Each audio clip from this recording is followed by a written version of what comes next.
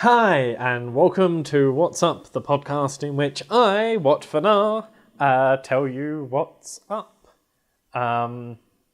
This week, I am having a real roller coaster of a week. You see, I'm recording this ahead of my week. Normally, I record my intros as the last thing I do.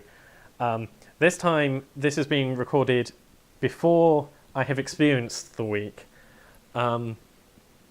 Because I have some rather extreme dental care happening.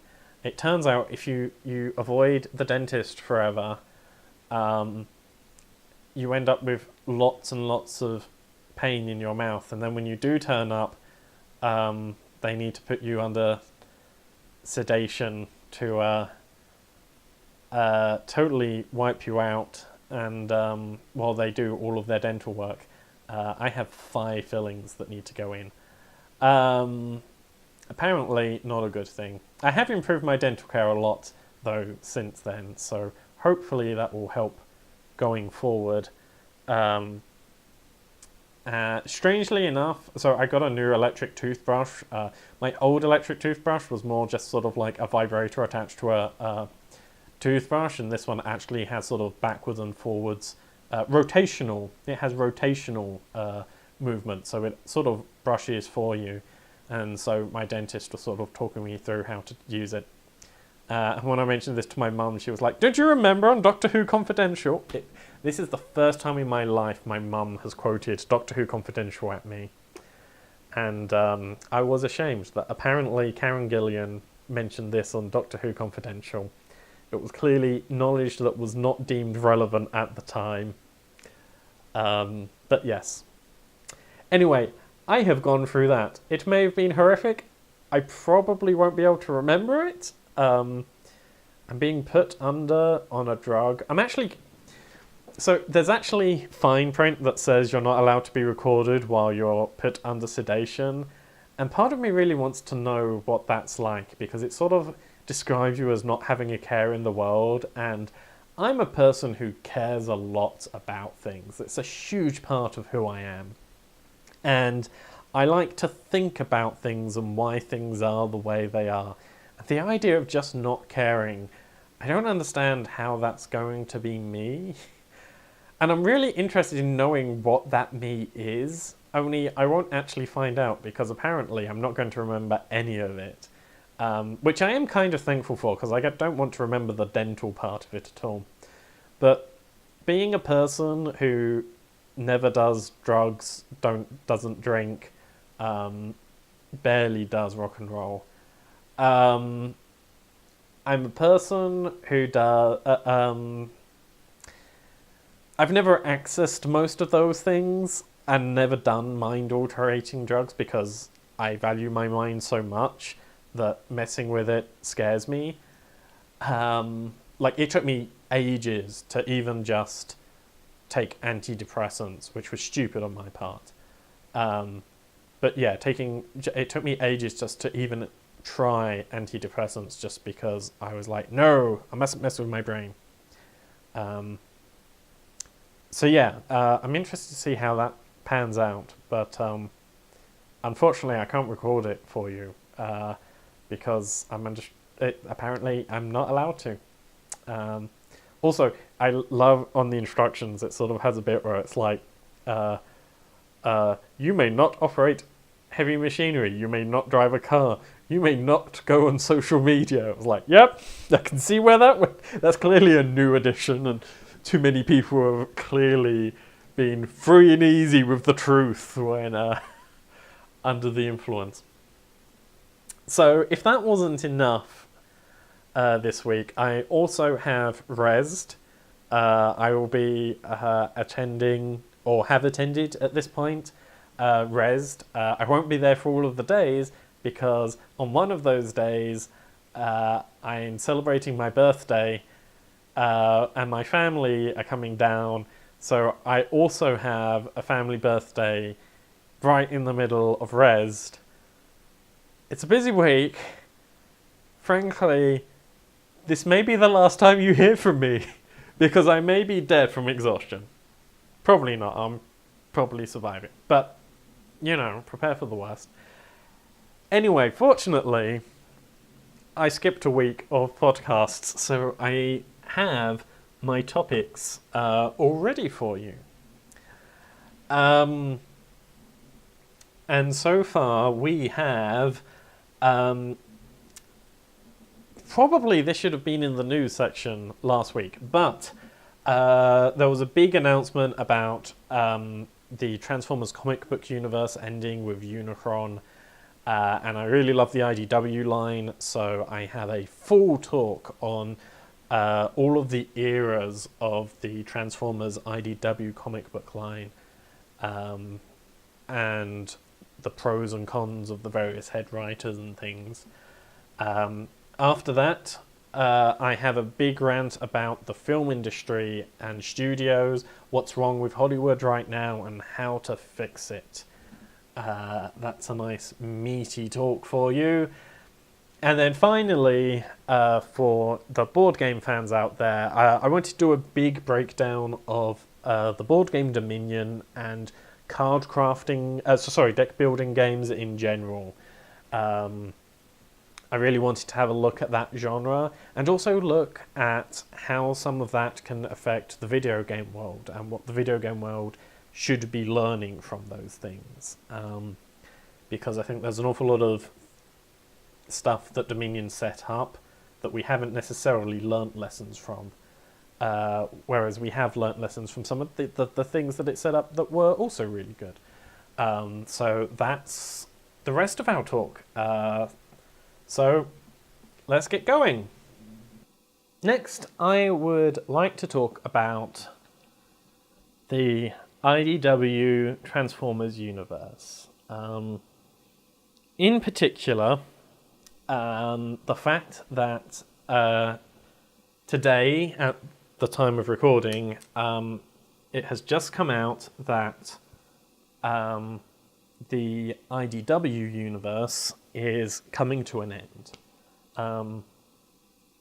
And considering that some of what's going on in the IDW universe is some of my favourite piece of comic media ever, and in fact just generally some of the best media that's ever been produced with the stuff by James Robert, and having been a fan of this franchise from its very beginning, I thought I'd do a little talk about what it's been going through, partially, if nothing else, because I have a lot of strong feelings about this, and I think I just need to sort of get some of this out there. So let's start. The IDW universe started in, I believe, 2006, shortly before the Michael Bay film started, and there were a number of head writers who worked for the IDW line of comic books, and the first head writer was Simon Furman.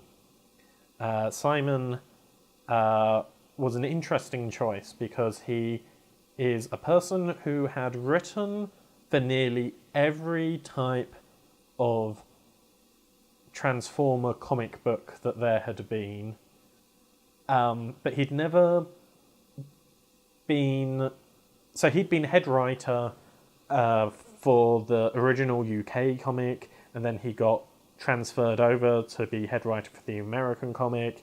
He wrote the G2 stuff. He wrote bits and pieces of Beast Wars and tie-in. He had written a little bit for everyone, but he'd never got to make his own Transformers universe. And considering how many of the Transformer Bibles or sort of collector's editions he had written, it was a bit surprising that he'd never got to do this. So he started off with the beginning of this series, which was the Furman era, and it was honestly amazing.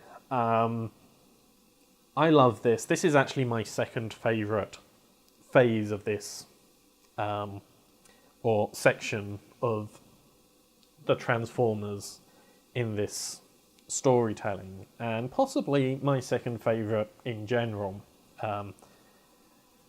So, the way that... I think that's the thing. It wasn't necessarily the story that he told, but the way that he told it that really worked for me in in his era.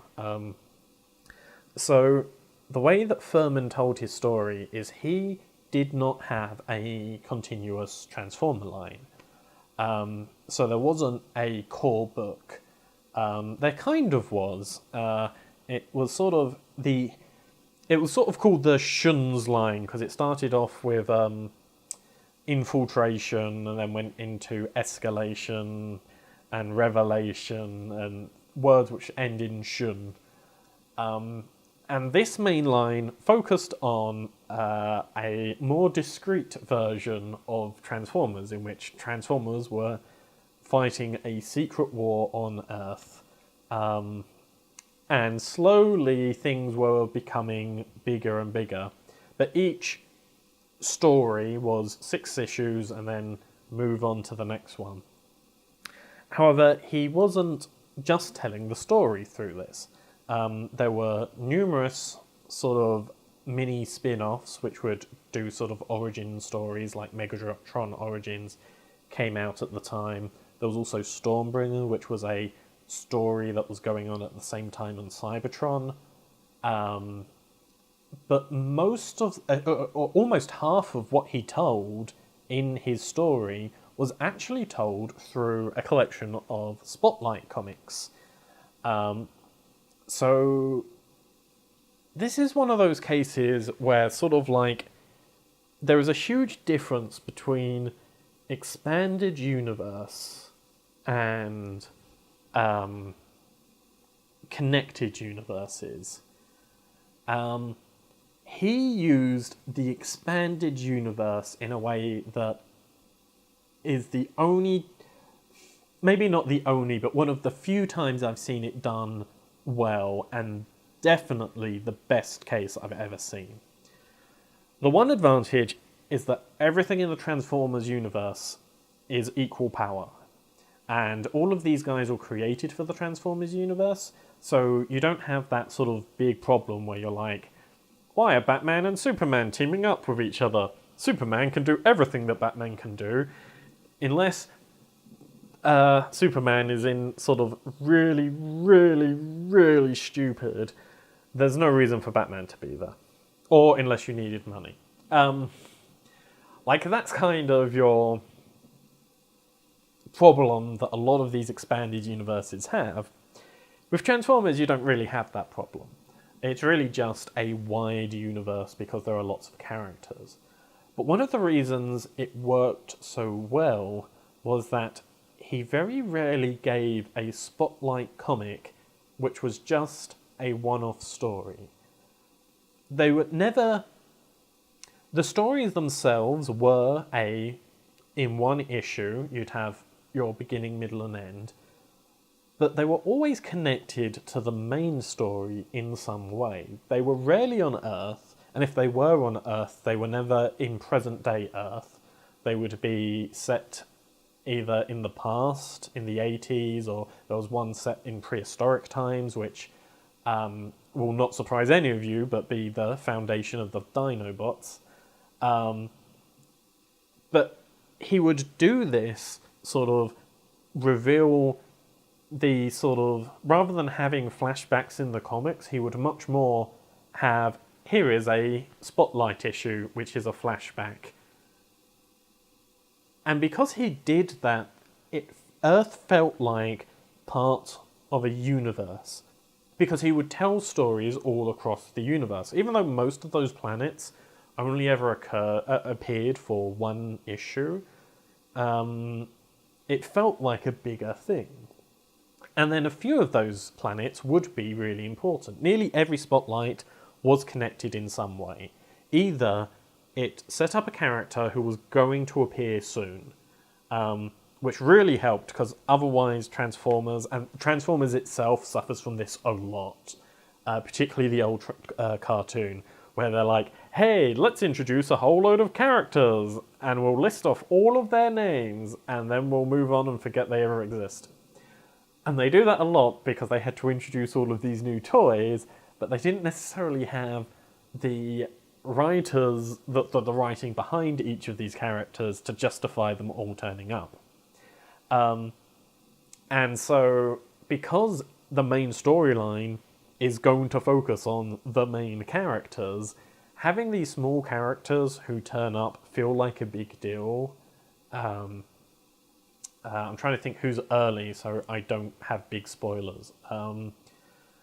Okay, so one of the early ones is Six Shot, a Transformer who I did not really know existed until I read the Simon Furman comics. He is a character who has 6 alt modes, and they basically use his entire one-shot to show him kind of just destroying a planet. Sort of what happens when everything all goes wrong. And he's referred to as a Phase 6er, which is sort of the 6th phase of the Megatron's plan of how do you get into things, which is kind of what they're supposed to be named after. So infiltration is supposed to be the second phase of that. And because we'd seen Earth at Phase 2, and we then heard that the phases were being moved up, you were like, oh, the phases are being moved up. Sure. And then when you see this is what happens when a Phase 6 person gets pulled in and he basically obliterates a planet, you're like, okay, we do not want to become a Phase 6. And that sort of, the ability to blow up a planet in a single issue was easy to do as a one-shot, but then also when Six Shot inevitably turns up in the main storyline, rather than me going, okay, who's Six Shot? And then them having sort of, a few panels, someone going, oh, Six Shot's really nasty. Because I'd had a whole comic to set up the character, that was really useful. Equally, there are some other characters who perhaps didn't turn up in the main storyline, but what they did during that storyline, it was introducing a concept or an idea.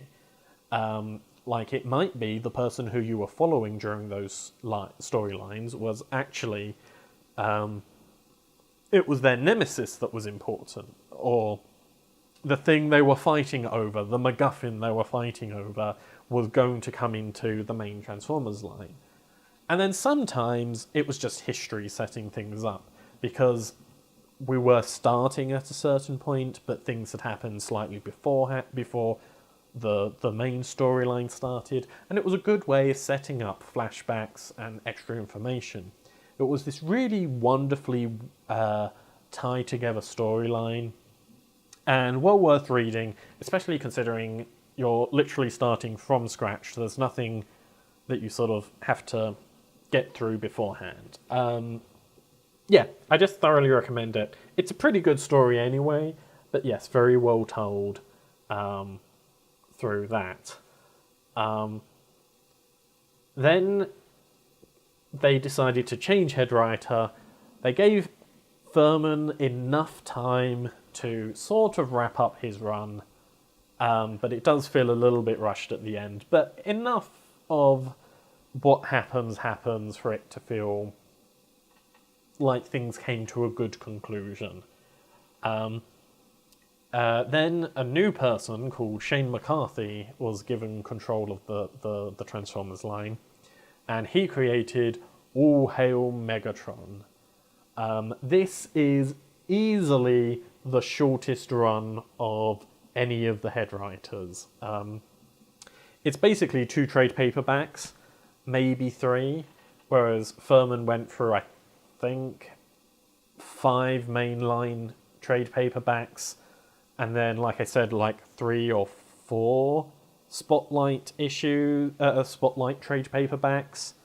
Like I said, almost half of the story was told through those, and then a number of 4-part series as well, to the extent that the main storyline, in fact, the very final issues of the main storyline was told through Spotlight Comics.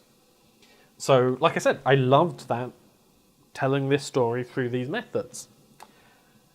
Shane McCarthy took over. Yes, Shane McCarthy took over. And so his series was called All Hail Megatron. And what I will say in defense of this comic is it's a lot better as a trade paperback than it is as an individual comic. I was reading monthly when this was coming out, and it was really hard to get through. And some of that is because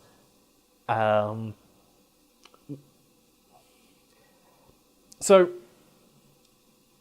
Shane McCarthy, I'm going to say this, is a cool writer. He writes things to be cool. And I think that kind of... And you read his comic, I can't speak for anything outside of Transformers, but whenever you read his Transformers stuff, everyone is cool.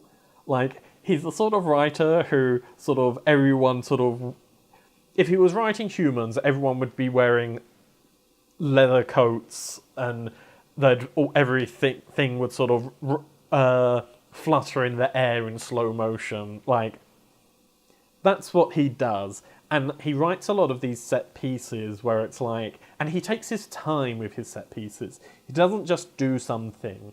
And, like, considering it's only two trade paperbacks and a collection of small one-shots, really what he covered in his 2 trade paperbacks, there are a lot of really iconic moments in it for me. The thing is that the general concept he wanted was, what happens if the Decepticons win? And it was really a what-if comic, only part of the main storyline. And so some of what he wanted to do was to revel in what would happen if the Decepticons won. The Autobots in this particular scenario weren't even on Earth. And so, because he wanted to take the time to show how bad everything was, it started quite slowly. And some of that was because he was setting up characters. He was doing the he would regularly set up a whole load of characters and then kill half of them off. But that takes a lot of time. And because of that, particularly most of these characters are humans, which for Transformer fans is less important people, it was taking a little bit longer than you would like. And the big plot point that the series was running was this giant mystery, okay? And the giant mystery was, what happened? Why did the Decepticons suddenly win? And the big problem with this, when reading it, is that it basically took place a year after Simon Furman stopped writing. However, Simon Furman had not finished his story yet. He had finished the last in the mainline comic book, like I said, which had been a bit more intergalactic, so had been Spotlights. His last series was 4 Spotlights. But he still had some stuff on Earth to wrap up. So he had a last 5-part series called Maximum Dinobots, which was released at exactly the same time as All Hail Megatron. However, All Hail Megatron takes place a year after the Maximum Dinobots, and let me tell you, you need to know what happens in Maximum Dinobots for All Hail Megatron to make sense. And the problem with that is there are questions of what happened between these 2 events. But when you don't know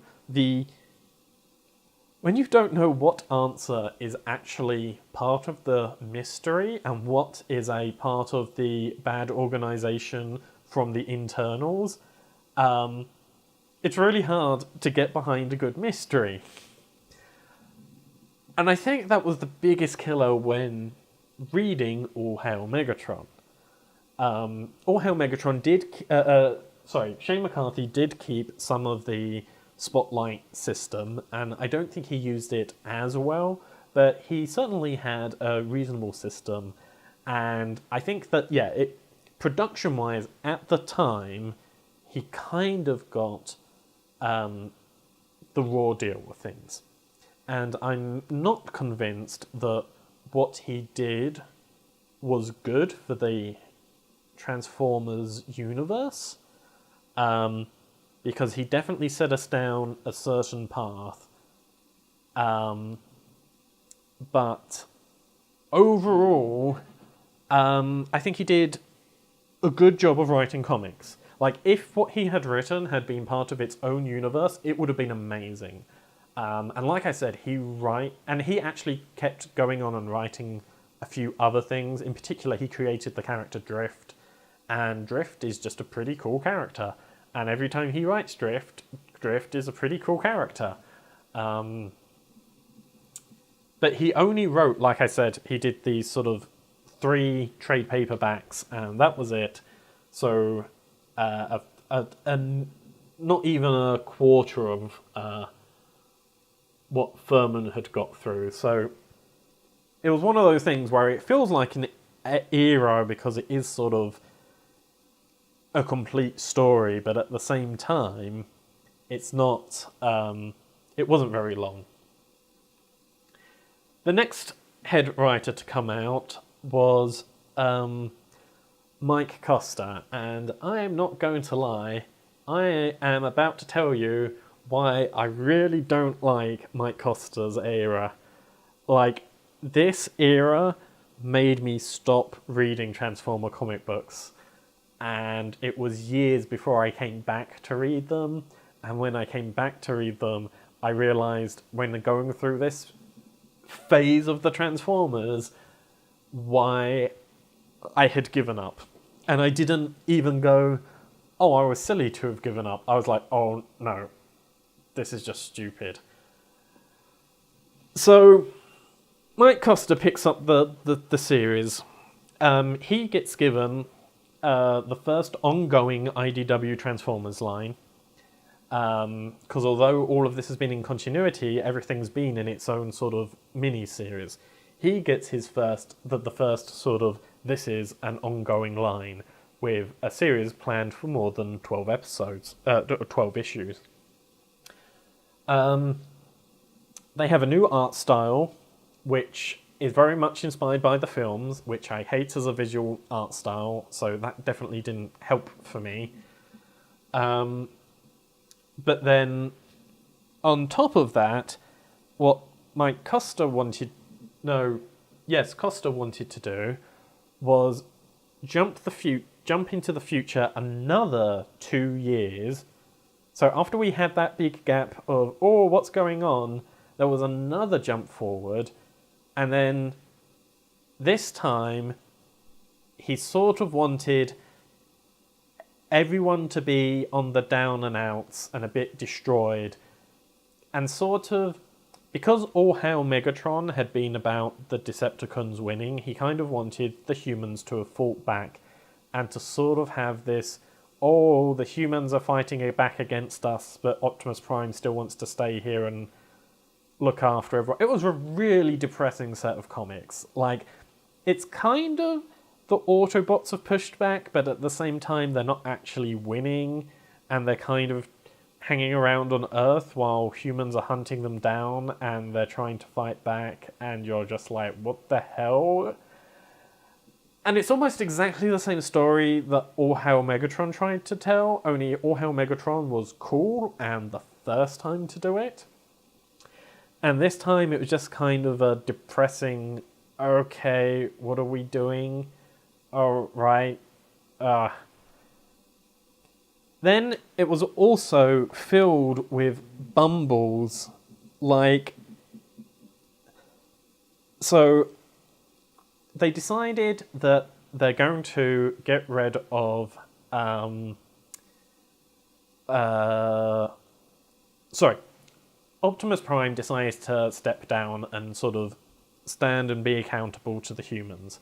And so the Autobots need a new leader. They settle on Bumblebee, and the main story is about Bumblebee having to learn to put up with the humans and sort of show their trust while really sort of I have to prove I'm going to put my faith in the humans even though it looks like they're going to screw us over.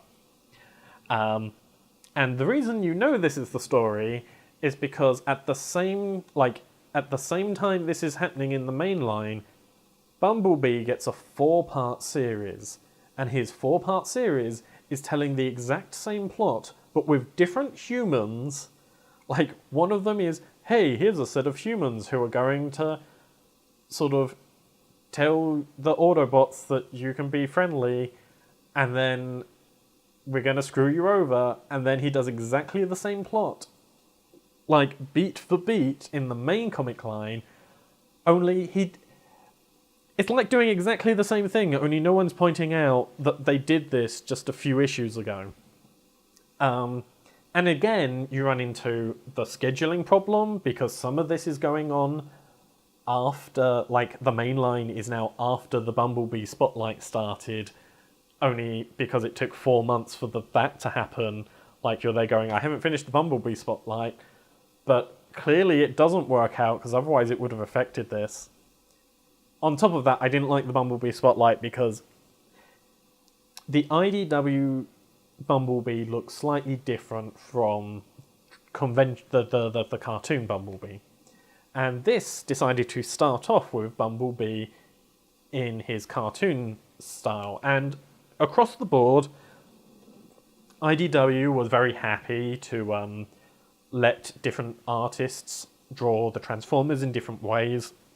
Particularly for the spotlights, this was a really nice opportunity to get different writers in and different artists in. So you'd often get different styles, particularly, like I said, with the spotlights. For the main lines, you would normally have a more solid artist lineup. And yeah, the designs of characters definitely fluctuated from comic to comic, depending on the artist.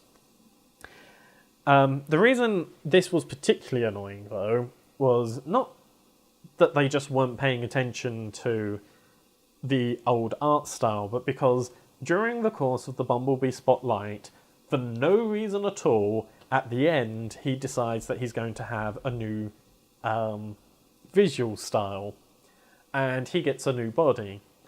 And the way you can tell when the Bumblebee Spotlight happens is in the main comic when he switches body. But the thing is, it's a bit like having this sort of, oh look, he switched body, therefore the Bumblebee Spotlight happened.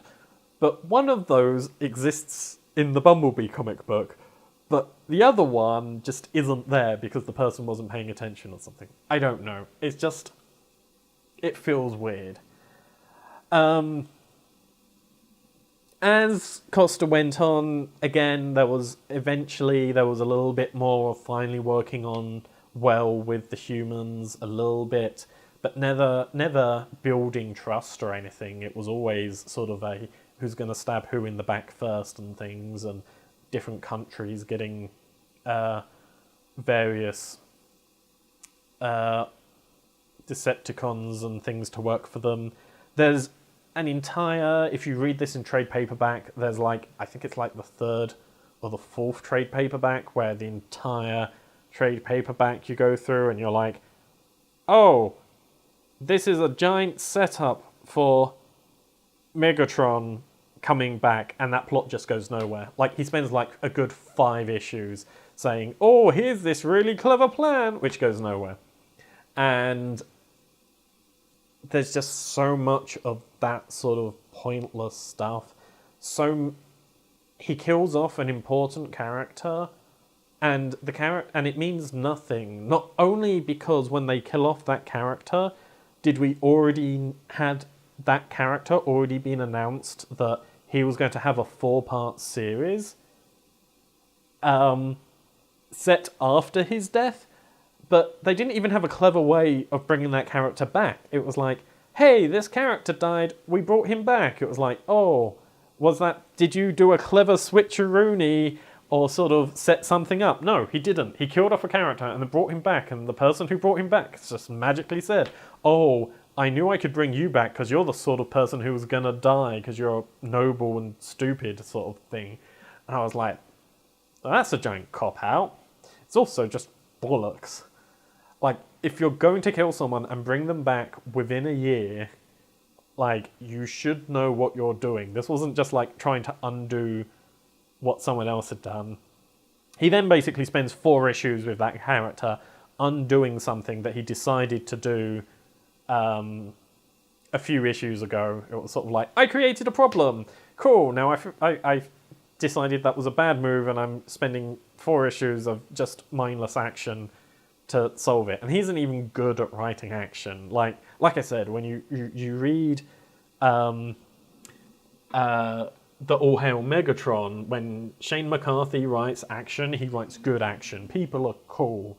And I'm not saying that that's the right decision to go. Like, he turned Perspector, who is this sort of nerdy scientist, into a sniper. And it was like, yeah, he definitely turned everyone cool. I'm not convinced that's the way that I want Transformers to go, but I totally respect his viewpoint and he added something. Then when we go back to Costa, it just doesn't have that...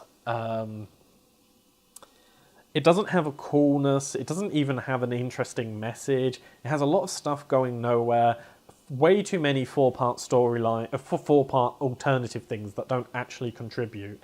Like, I think he had 3 4-part storylines that I can remember, none of which actually added anything. There were 2 other 4-part lines during his era that were good. However, neither of them really felt like they were connected. One of which was a Drift 4-parter, which was written by Shane McCarthy. So he was sort of the ex-head writer got to write a 4-parter, and that ended up being very good, but also unconnected to anything. And then the other comic book, which is of particular relevance during this period, was a comic book called Last Stand of the Wreckers. This 4-part comic book was amazing. It was by 2 authors. Nick Roche, who is a pretty great Transformer artist, who also, it turned out, could also write pretty well as well. And then he had written a few spotlights, and this was his first writing project, and he got one of his friends, James Roberts, along, who, as I said at the beginning of this, is an amazing writer, and I think will forever be a lifelong fan of his.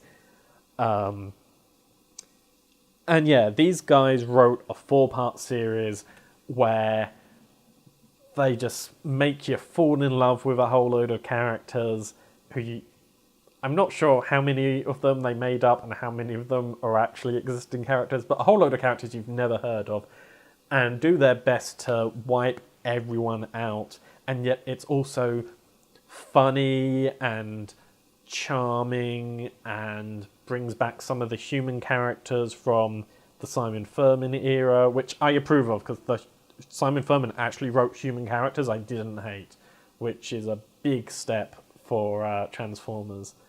And that had definitely been less true of most of the Costa era. And yeah, there were also a few really good bits of the Costa comic, the main line. However, some of those are mostly because James Roberts ended up writing bits and pieces. In particular, there are 2 issues which are flashback issues, which are called The Chaos Theory.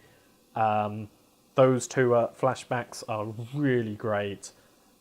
Basically, Optimus Prime and Megatron sit down together and just talk about how the war went and where it started and how they got there.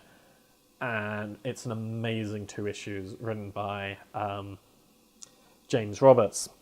And yeah, like I said, that's wonderful. Actually, leading up to that, there's a little sort of Matrix saga with Hot Rod trying to find the Matrix, which is genuinely very good and totally written by Mike Costa. I will give him that small section. I think those are both in the same trade paperback.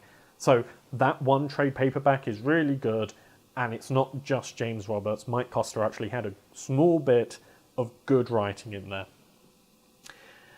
Then they kind of end the universe in a pretty epic way, which, whereas a lot of Mike Costa stuff felt long and drawn out, if you're sort of trying to destroy Cybertron and really saving it, spending sort of a good 4 or 5 issues killing it off properly sort of works. I don't think it's amazing, but it did do the job, and at least have a sense of epicness that I can say that I don't really feel like anyone else up to that point on this line had managed to achieve. Admittedly, James Roberts did help out on that, but I feel like that was much more Costa than Roberts. And it did have a few appearances of the characters for what was to become James Roberts' next series. So that's kind of what IDW called Phase 1. So they kind of consider that the halfway point. And after this, we then sort of had 2 main storylines. One of which was set on Cybertron and was written by John Barber. And the other one was the James Roberts line called More Than Meets the Eye.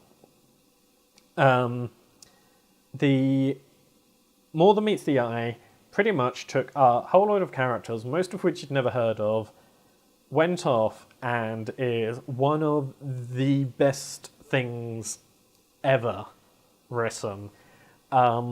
It is often, at times, really caricature-y, almost Muppet-like, sort of how obvious a character is just one extreme emotion, but will also have you crying.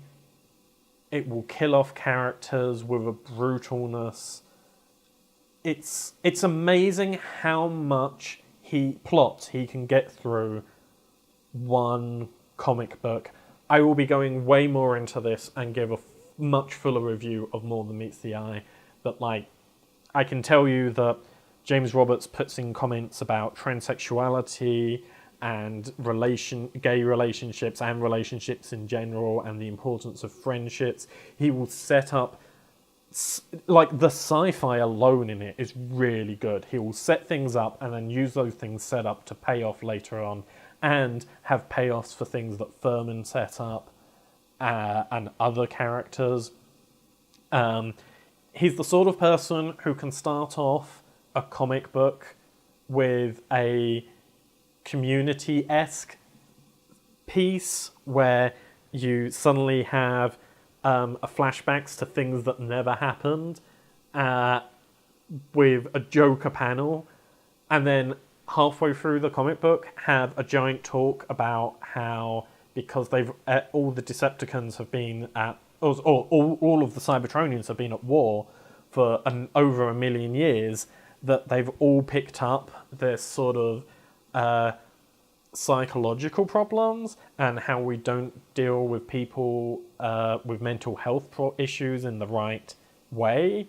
And you know when you're doing that and you're like, and you read the comic book and at no point do you go, well, he just threw that rant in there for no reason. Like, it feels part of the story, while he's also got sort of people off playing with dart guns and being silly in a very Community style. It's just a really beautifully well crafted story. The sci-fi is top notch. There is time travel, parallel universes, and probably the best mirror universe I have ever seen in anything. More so because it postulates many philosophical questions rather than just be a, hey, wouldn't it be fun if everyone was dark? The dark universe has very few characters appear in the mirror universe. So it really is an alternate universe. And what happens and what is the moral justifications all get asked, while still being funny and still being this sort of light-hearted joke and still breaking your heart and having an emotional resonance. And it's just wonderful, and I can't recommend it enough. I will go far more into this at a later date. On the other side, we also had John Barber writing for the main line. He sort of kept on the tradition that we had sort of created of, like, ever since the early Simon Furman things, we didn't really have a lot of Autobots fighting Decepticons. Like, the Decepticons won during All Hail Megatron. The Autobots and Decepticons were never really fighting each other. They were really fighting the humans and fighting to survive during Costa era, and then eventually fighting sort of the big bad darkness thing. And then, so by the time we reached this point, it was an opportunity for us to bring everything together. And because after defeating a big bad that wants to wipe out everything, sort of brings people together, he basically made this the opposite problem to All Hail Megatron, which was, what happens if the Autobots win?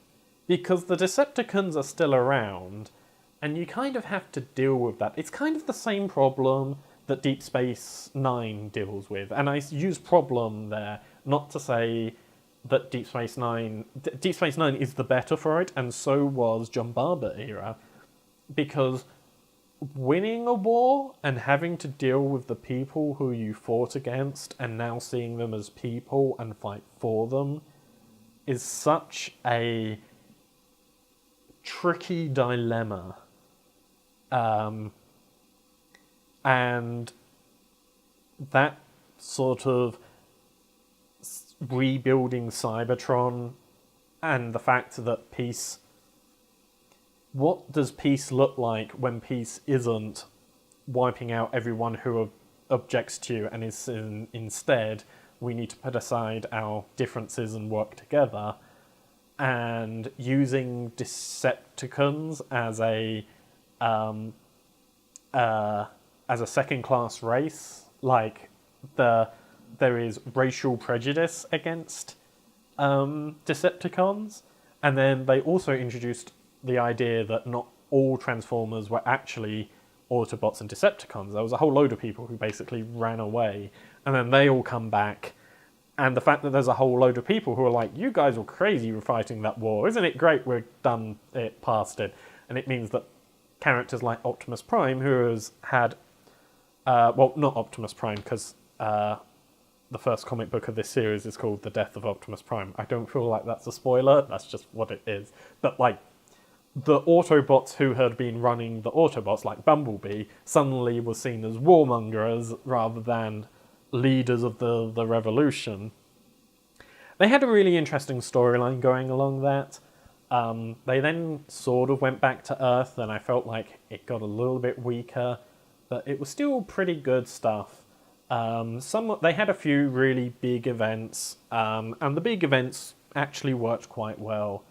I wouldn't say that this whole era was perfect, but it was pretty good for the most part, up until the point where And oh, sorry, and this line also wasn't just exclusively written by John Barber. Other authors got in too, and they had pretty good, in particular, the Windblade series by Miranda. I don't know, I can't read words. Scott. Yeah, they started to introduce female characters, and she started running a lot more of the Cybertron storylines, while Barbara was running more of the Earth storylines, and she wrote a lot of great stuff. So yeah, that was all really cool bits and pieces, and I liked a lot of what they were doing. And then they decided, well, more...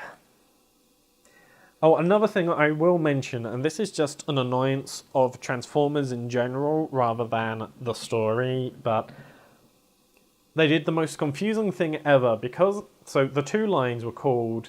Because the two main lines, there was the Cybertron stuff, which was called Robots in Disguise, and the James Robert line, which was really closer to Star Trek. Hardly anyone ever transforms in it. It's really robots going off into space on a quest, and dealing with problems as it turns up, rather than actually being part of the Transformers universe. So that was called More Than Meets the Eye. And that kind of makes sense, except for the fact that after they'd been doing it for a few years, they suddenly changed the name from...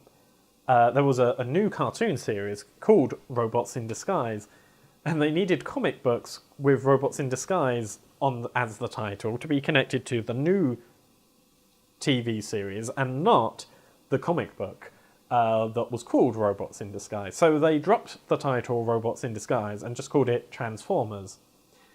It just so happens, though, that this happened at something like issue 40 or something, and the earlier run of Costa with the Transformers line called Transformers runs to like 35 or 37. So it had this really weird thing that if you're looking at it unplanned, it's like Transformer 37, Transformer 39... Oh, what happened to Transformers 38? And the answer is nope, it actually was Robots in Disguise 1, and then they just dropped to the Robots in Disguise.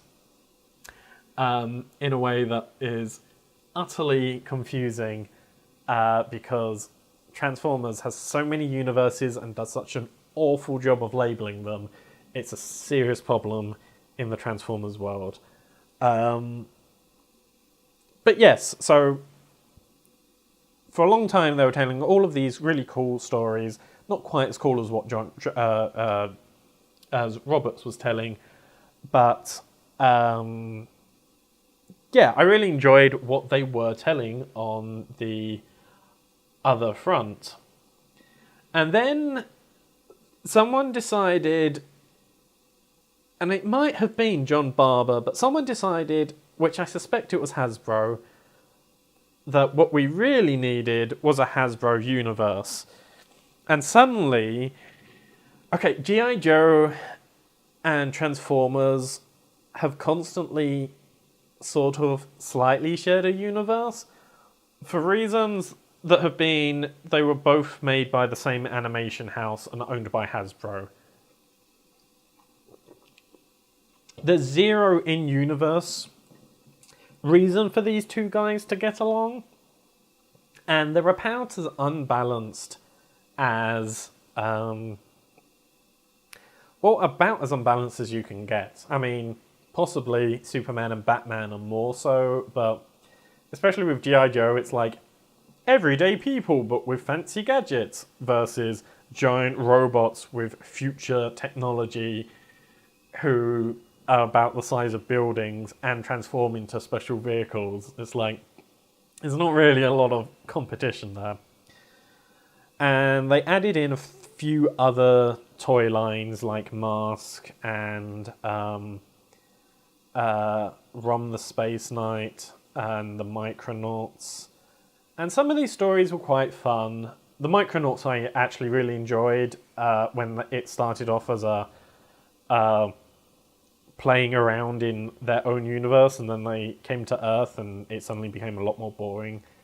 And some of them weren't so good. Like, again, Rom the Space Knight I found was a nice concept, but felt very... He just basically solved every problem by using his atomizer or whatever it was called, and he calls it by its full name all the time, and I still can't remember what it is. Yeah. And this kind of just, let's throw everything in together. And then they've had 2 events where it was like, oh, look, everyone comes together. It's been bollocks. It's just been rubbish all the way through. And I really feel like this has been the fall of Barber's era. And now they've pretty much said that they're coming to an end of the Transformers universe this year with the Unicron turning up. And a significant part of me is feeling that's because they totally messed it up by adding the Hasbro universe and it sort of messing up. I don't think that is the only reason. I do think it's part of it, but I think that a significant part of why this is happening is because Autobots haven't been fighting Decepticons for a very long time in this universe. Like I said, really you have to go back to Simon Furman era, which probably ended at like 2010 maybe? So it's been probably the better part of 8 years because Costa barely had anything. Like I said, All Hail Megatron barely had Autobots and Decepticons in the same screen. They spent most of the time on separate planets. And really, the 2 current storylines are a political discussion of what's going on, and they're now trying to make peace with Earth and the peace on Cybertron, and a group of people going off playing Star Trek. And you've just got this totally different feel to things. And I understand them saying, we want to start from scratch, we want to have Autobots fighting Decepticons, that makes sense. And it's not like this isn't a long run. By the time that this ends, More Than Meets the Eye comic, which then got renamed The Lost Light, will have had more comics than in just that series than the original Marvel run. And so when you consider that that line has been running alongside the John Barber line and a lot of the Margaret Scott stuff, and occasionally little bits and pieces, Nick Roach had another little section in there and little other sprinkles of stuff. This is the longest Transformers run we've ever had by, miles, and that's not, it's one of those. This has been a good run, and there's been, ignoring the Costa stuff, it's had some great stuff in it. It's had some bad stuff, but it's not been too bad when it's been bad. And so I'm sad to see it go. They're telling me... James Roberts is sort of making the comment that he's getting the ending that he wanted.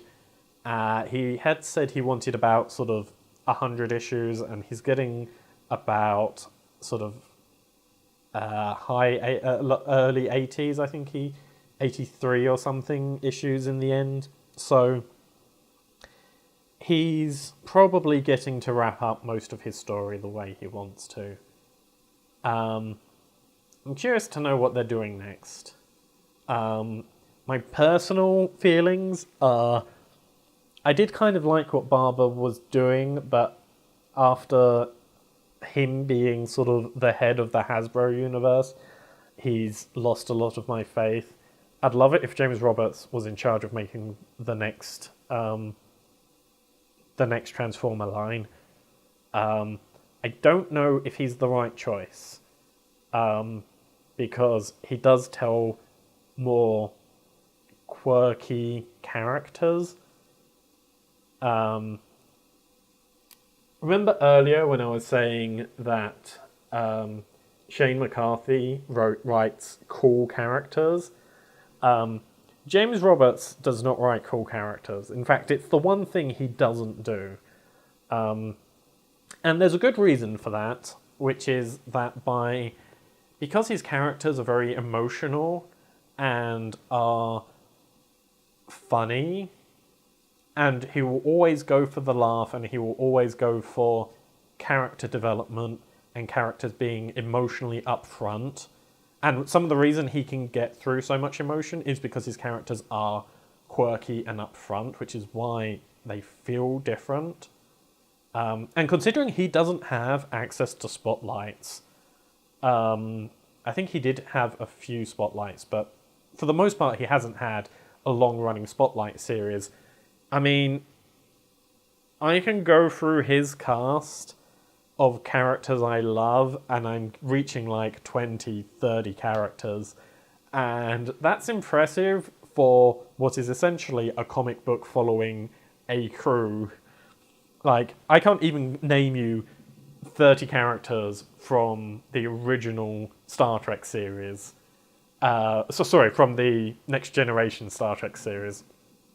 I don't think they had that many, and they had entire TV series and sort of so much space. But eventually, you essentially start sticking with the same crew, and this did such a great job of diversifying and making everyone feel different, which is the other thing. Like, you need to feel like characters are different. And so many of them do have cool characters. And pretty much everyone in that line has now become one of my favourite characters. So I'd love to see him try it,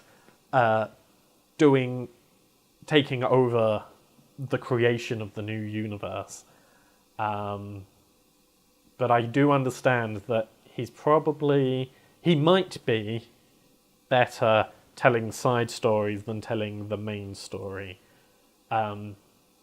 Because he might not be quite so great at... I know it's going to sound weird, but I don't want to say selling comics to kids, but there is a level of Transformers which is cool, and I think that having the quirky side... He does write a more mature comic, but he writes a more mature comic in a style that appears to be immature when you start off. It becomes a lot more mature when you dig into it, but I do think that if you first look at it, you don't necessarily go, oh, this is going to be a really dark, well-constructed storyline. So I can sort of see that sort of, particularly when you want to hook in new readers and reboot, having someone take who's a little bit more serious take control could make sense. I think my preferred situation would be for him and Miranda Scott, or whatever her actual name is, because I'm sorry, I just can't remember it. Someone Scott. She did a really great job of doing the characters in a meaningful way and doing politics and making characters sort of feel cool. She certainly wasn't as cool as McCarthy. In fact, probably Shane McCarthy and James Roberts working together would be a perfect pairing.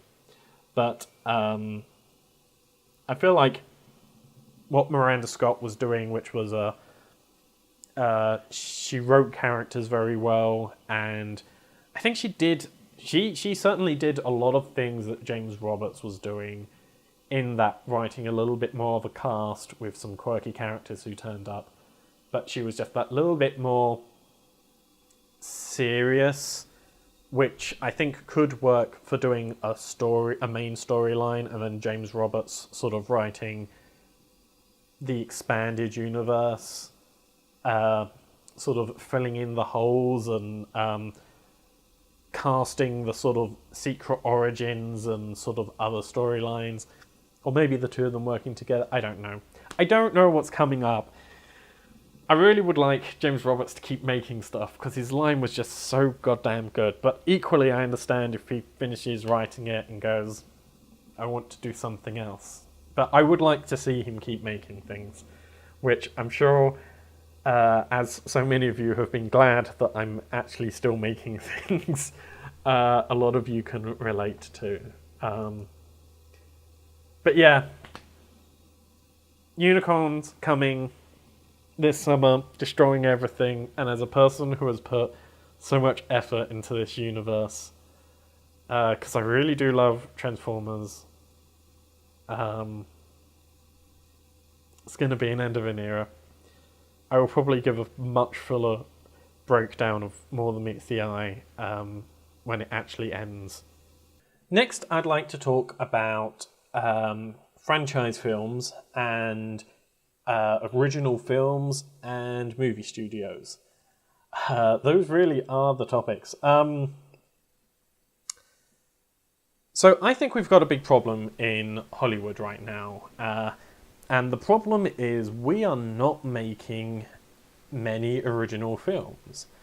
And I really do mean that. It's I don't think any film that we're making right now is going to be a film that we're talking about.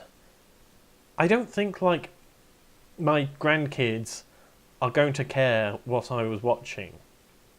And it will be really hard to show them the movies that I grew up on. Not just because so many of them have lots of CGI and it will look silly, or they'll all be, I'll only have them in 4K, and my kid will be like, oh, why aren't they in VR? Why are they not in 100 million K? I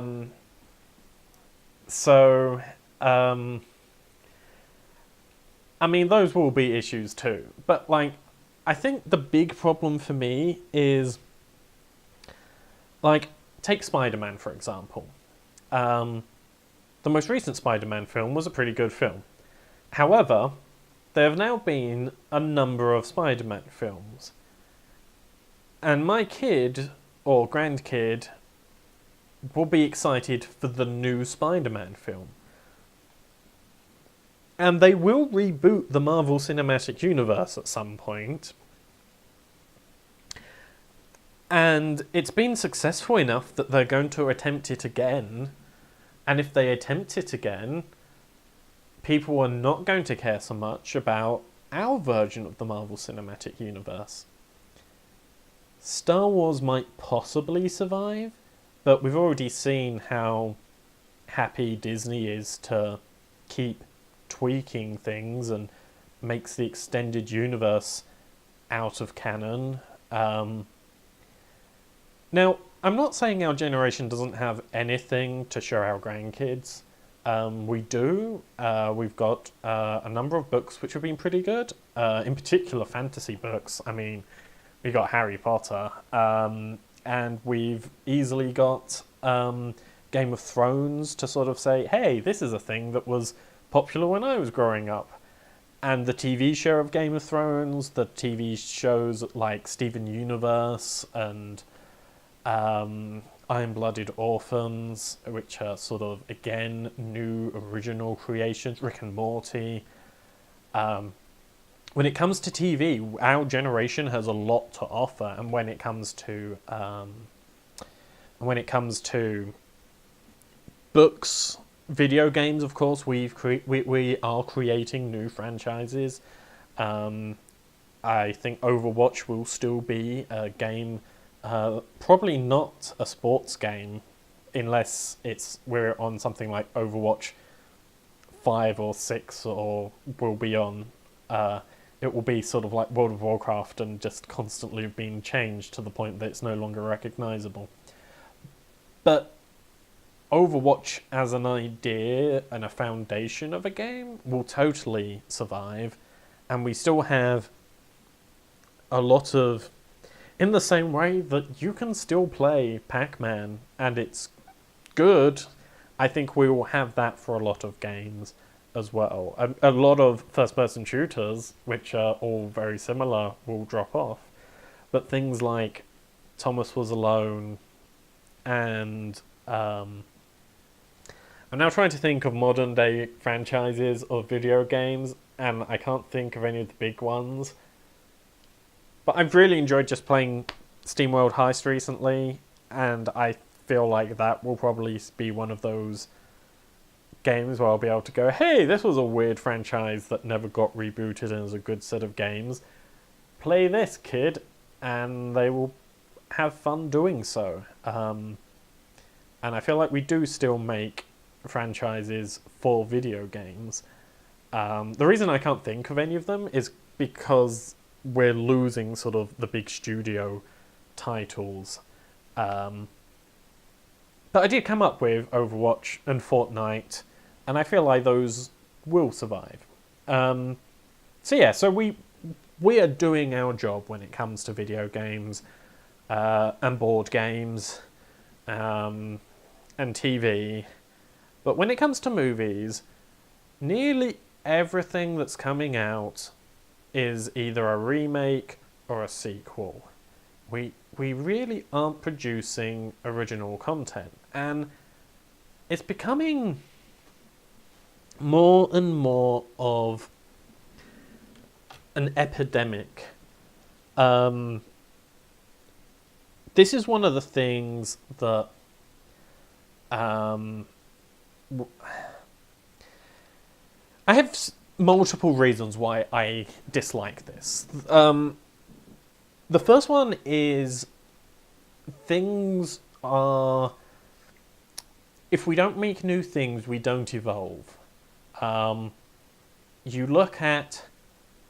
Well, I used Overwatch as an example earlier on. If you look at Overwatch, Overwatch is a diverse cast of genders, characters, nationalities, skin tone, cultures, as well as play styles and attitude. Overwatch has a wide range of these things. And like when you look at something like The Avengers, and this is a criticism that lots of people have been having, is there does seem to be a tendency to have the sort of the same type of character. There's that kind of smart, wisecracking white dude, which is kind of describes Tony Stark and kind of describes Batman and kind of describes a little bit Superman, and definitely describes sort of like occasionally describes Captain America, definitely describes Spider-Man, definitely describes Star-Lord and the Hulk in this version of the Hulk, and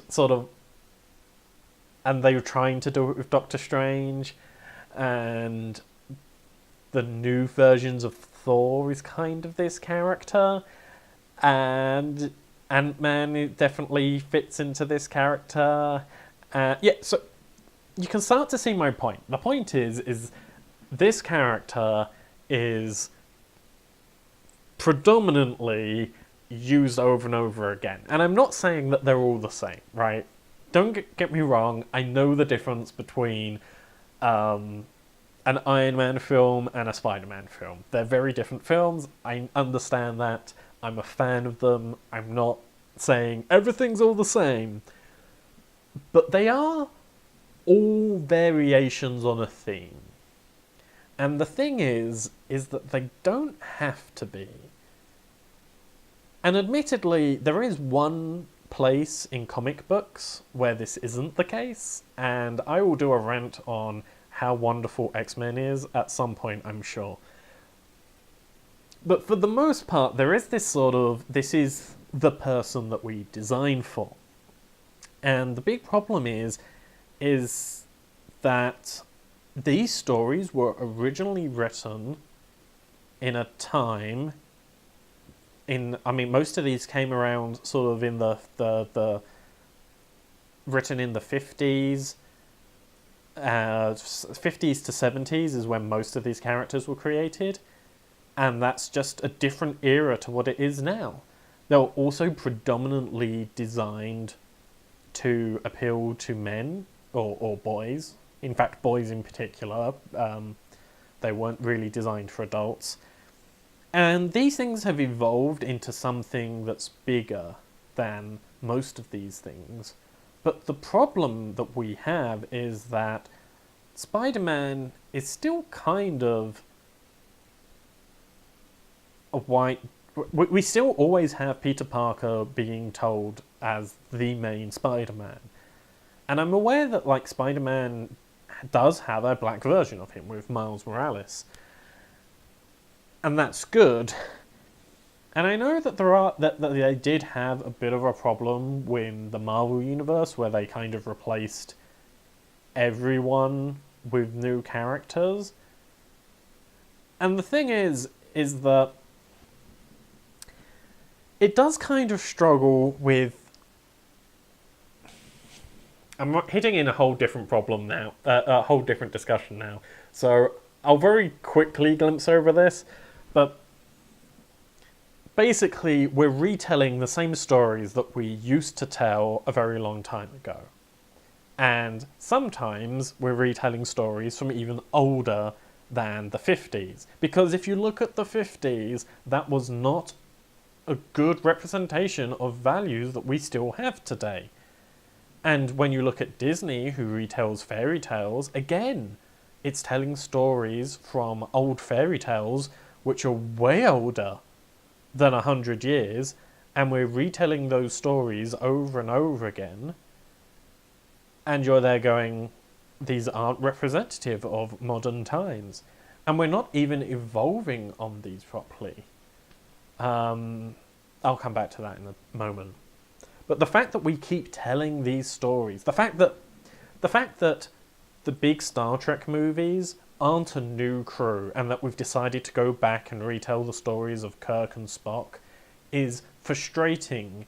Not because Kirk and Spock are bad characters, but because when you retell that story, you get stuck with only one major minority. Oh no, you've got Sulu and Uhura as your main minorities, possibly Chekhov, depending on which season you're recreating. But predominantly you've got white males taking up most of the crew, and you've only got the one female character, and the one character who was tragically overly placed as being Oriental. And I believe that was George Takei's definition of the character as well. And the thing is that we've got better. Like, if you watch the original Star Trek, like, Star Trek was a revolution in having a black woman on the bridge, and its inclusion of women in respectable roles at the time was massively controversial. Like, it has the first televised interracial kiss, and only because it was while people were under mind control at the time. Like, it broke the mold, but if you rewatch it now, it sounds like the most sexist thing ever, because they're like, oh, there are women on the bridge, I know it's weird, and you're like, seriously, we're over it already, let alone set in another 100 years or so. So things don't age perfectly. Now, revisiting ideas, you can move things forward. Deep Space Nine and The Next Generations are steps forward from the original idea and push it further. They don't feel overly sexist because people aren't going, oh, look, he's got a woman on the bridge. Because we've moved past that as a society. And all they've really kept is the idea of boldly going where no one has gone before. And that sort of push is sort of how you can evolve these series. But we're not doing that. We're just retelling so many of these stories. In fact, one of the few places we actually have original content coming out is we're getting them from kids' movies. Laika and Pixar are two of the only companies out there that are making original movies. And the really annoying thing is that kids haven't seen the originals. Like, if you're going to be remaking things over and over again, at least if you're remaking... if you were remaking Labyrinth because you were some crazy madman, a lot of kids haven't seen the original Labyrinth. That would make sense.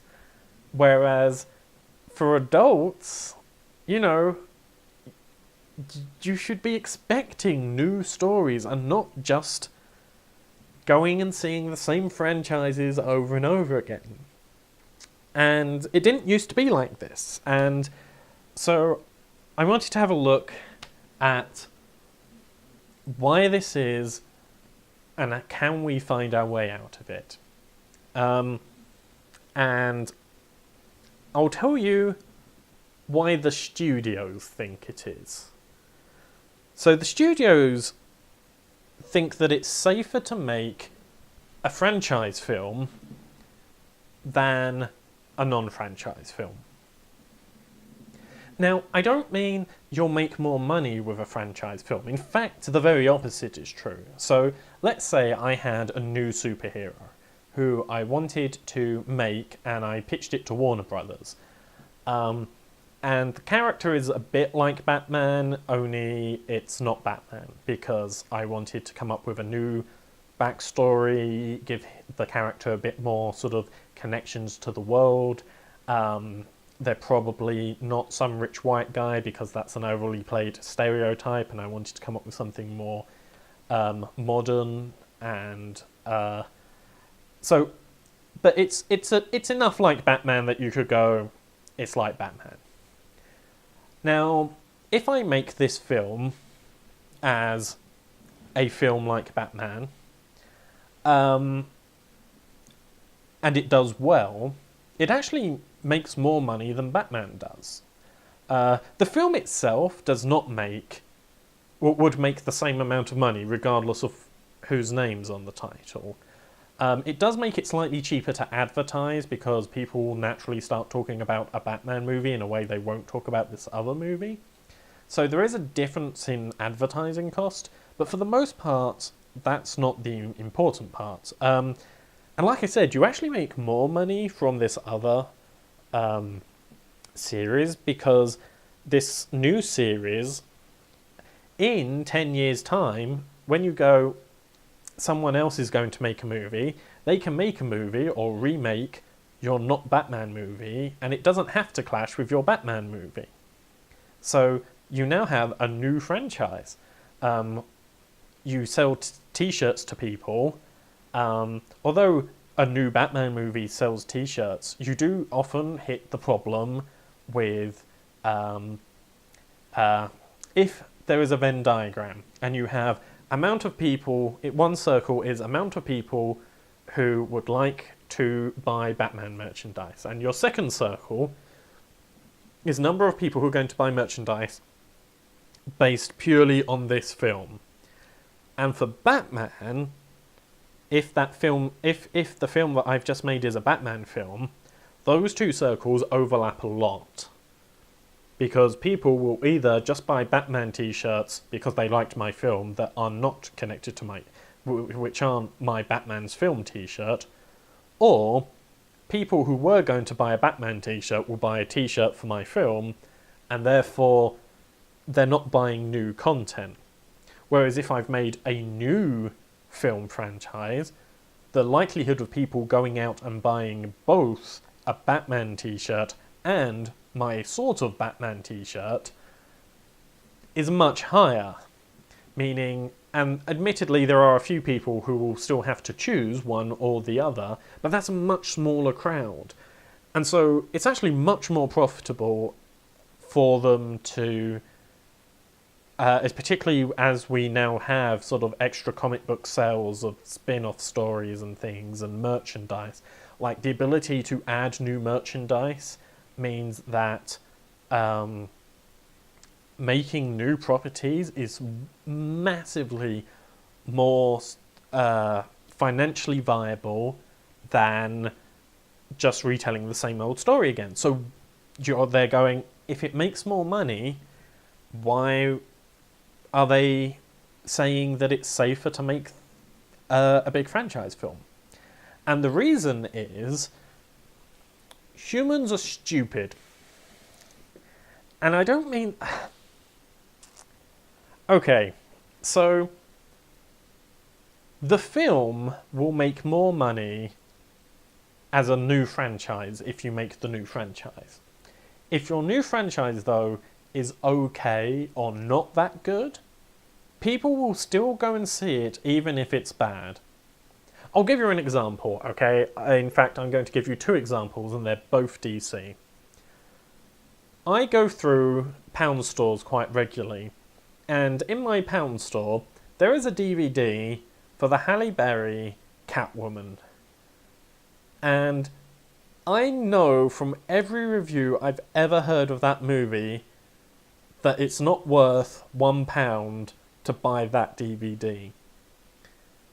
But just a small part of me every time goes, but I do like the character Catwoman, and I haven't seen that movie. And the number of times I've come close to buying that DVD is ridiculous, because it should be 0. And in reality, a good 4 or 5 times I've got close to putting it in my basket, or put it in my basket and then thought better off it and put it back on the shelf.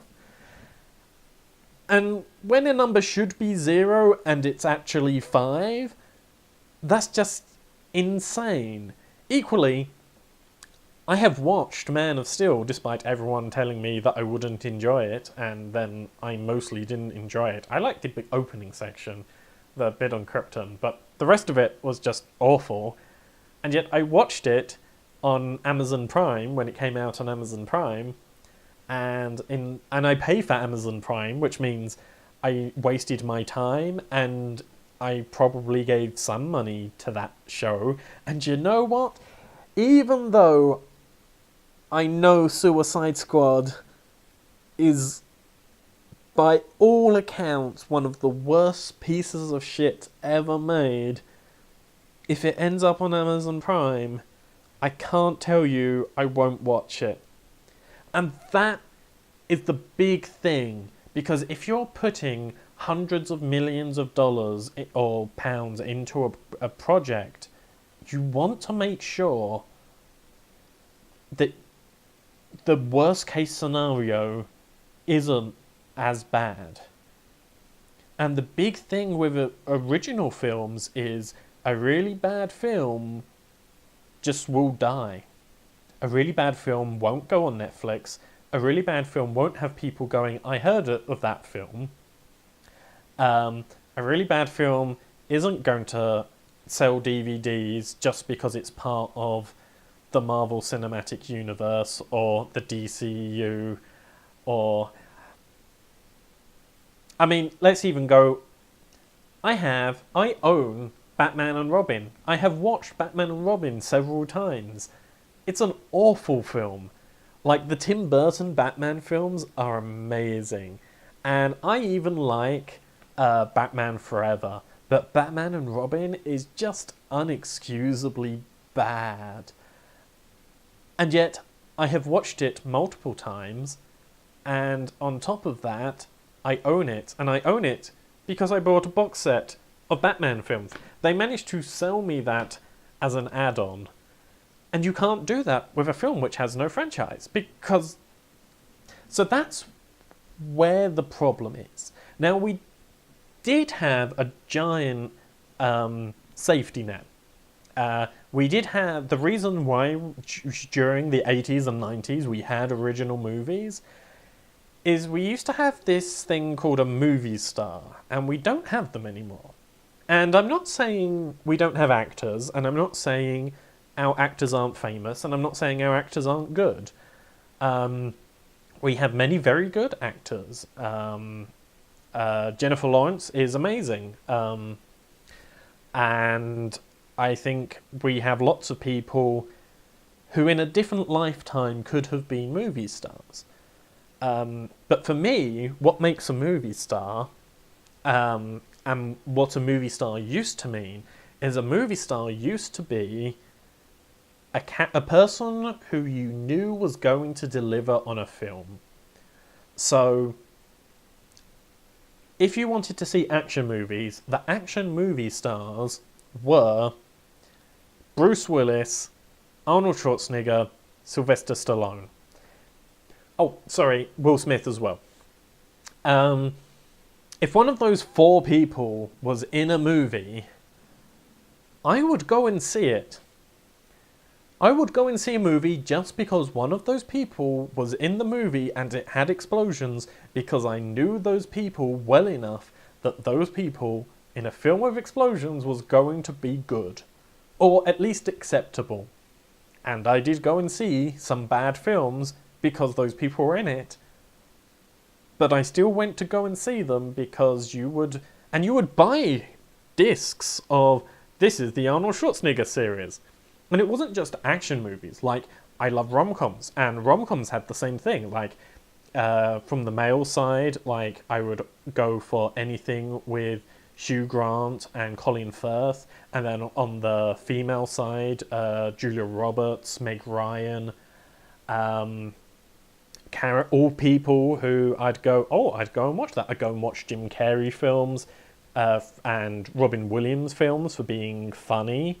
If they were doing comedies, and then I would also, I'm sure horror films probably had it, but I know nothing about horror films, so can't add anything to that side of things. But like, you just had so many of these, like, family feel-good movies. You could always count on Tom Hanks to give you a well-performed feel-good movie.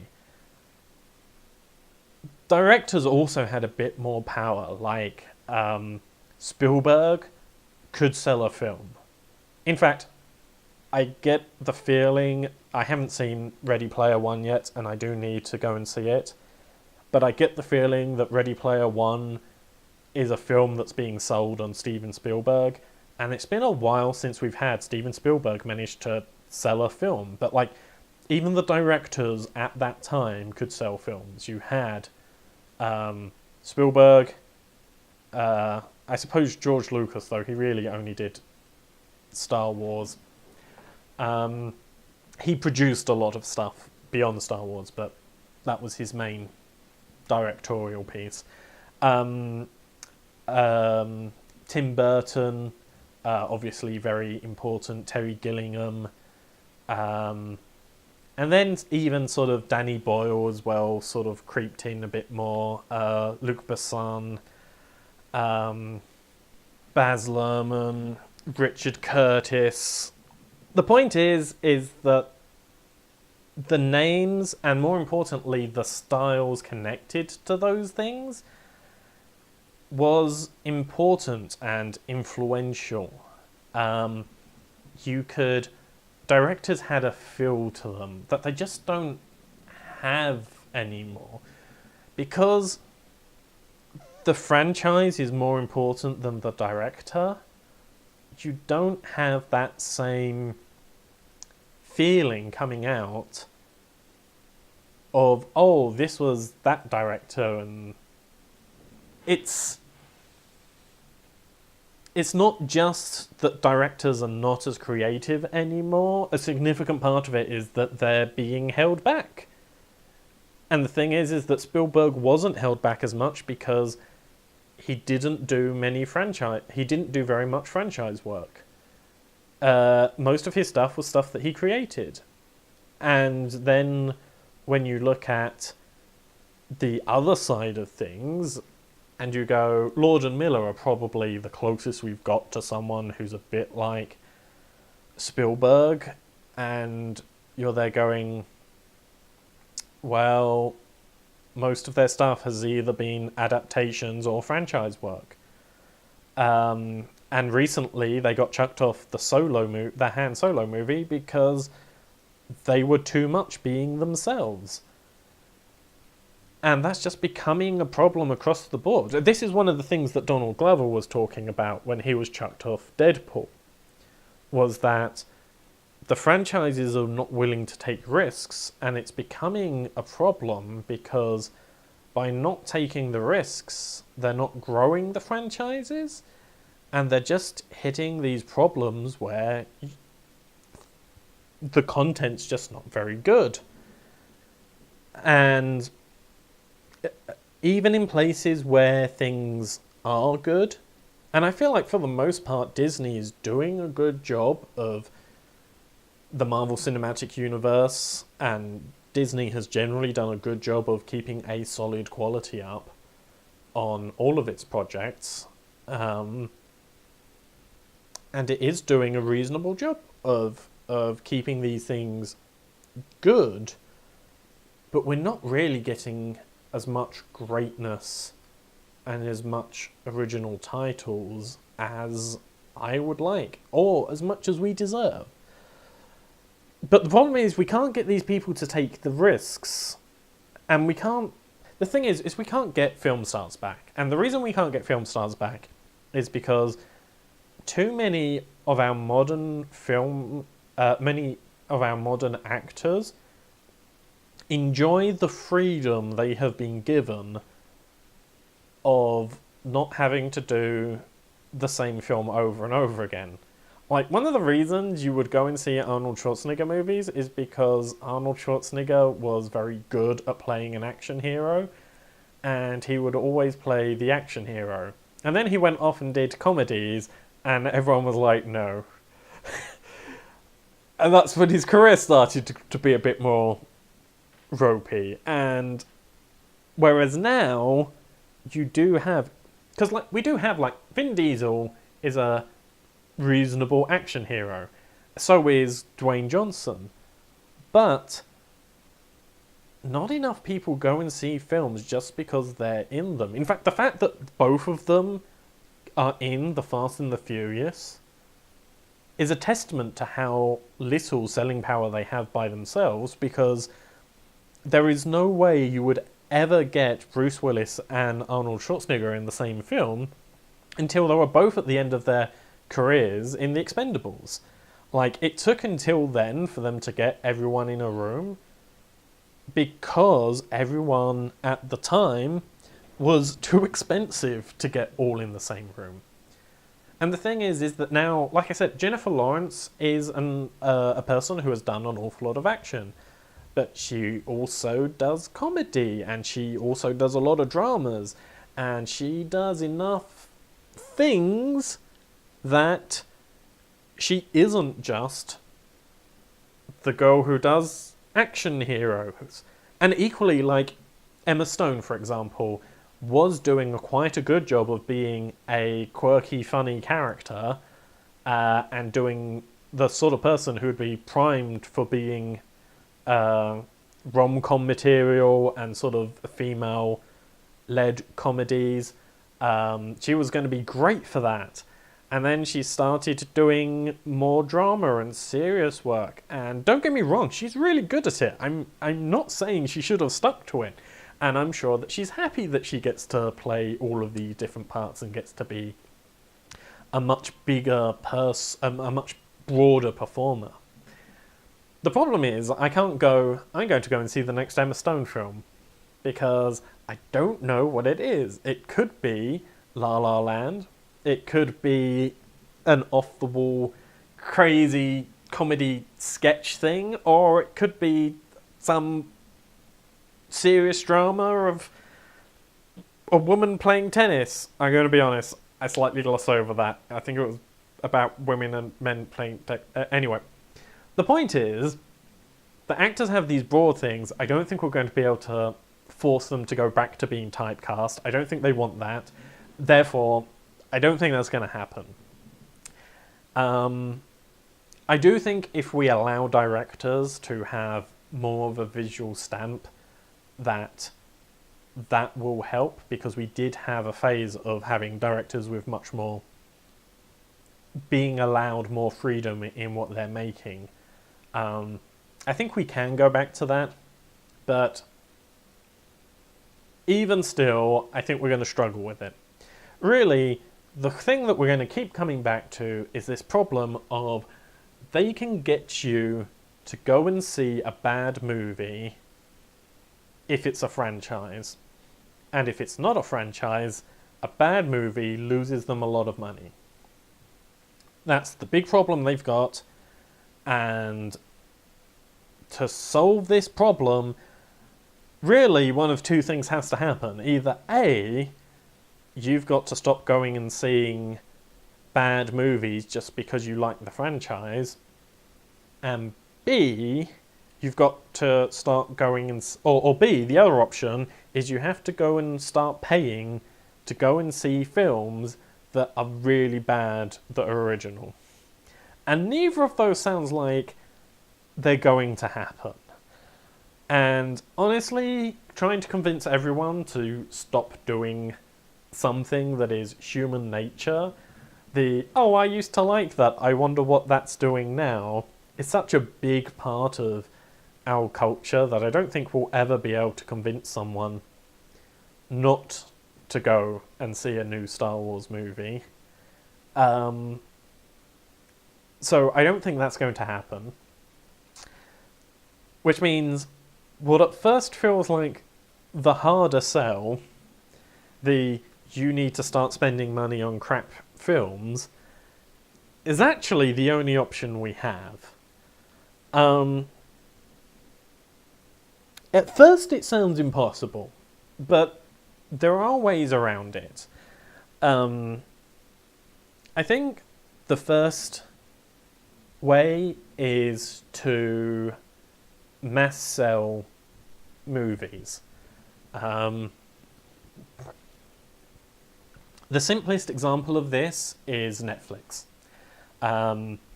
Netflix sells you, when you buy a Netflix subscription, you buy access to a whole load of movies, some of which, in fact, a fair number of which are shit. And you have paid money to see them. Netflix kind of runs off this model, and we all accept this. And you'll notice that Netflix has been investing money in original films. And films with original content. So this isn't out of the ordinary. This is something that is a real option, and has real potential for us. So I think that's one of our solutions. I think variations on that also exist. It's not like it has to be Netflix. Obviously, there are other companies who are trying to do these things. But I also could see someone doing a breakdown of... Like, I could really see Netflix, for example, running 5 channels or something. Like, you would have... I'm going to pull these numbers out of thin air, so they're not realistic or having thought about them.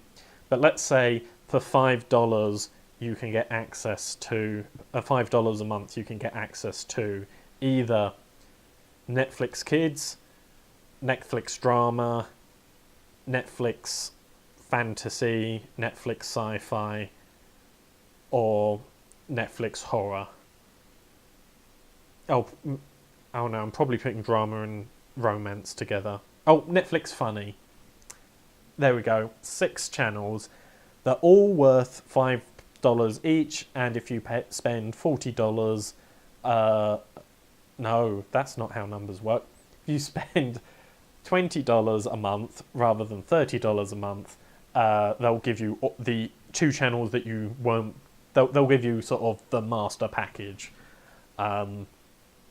It's pretty similar model to what Adobe uses for its software, so I sort of know it works. It's we'll sell you little sections, or you can buy all of them and we'll give you a discount.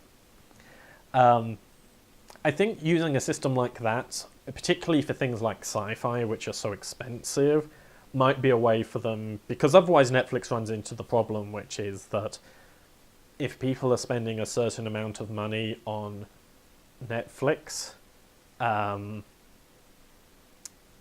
money, unless that money is changing, then there's only so much money they can spend on things. And particularly if we want big budget films, they might need to have a separate Netflix cinema versus Netflix TV.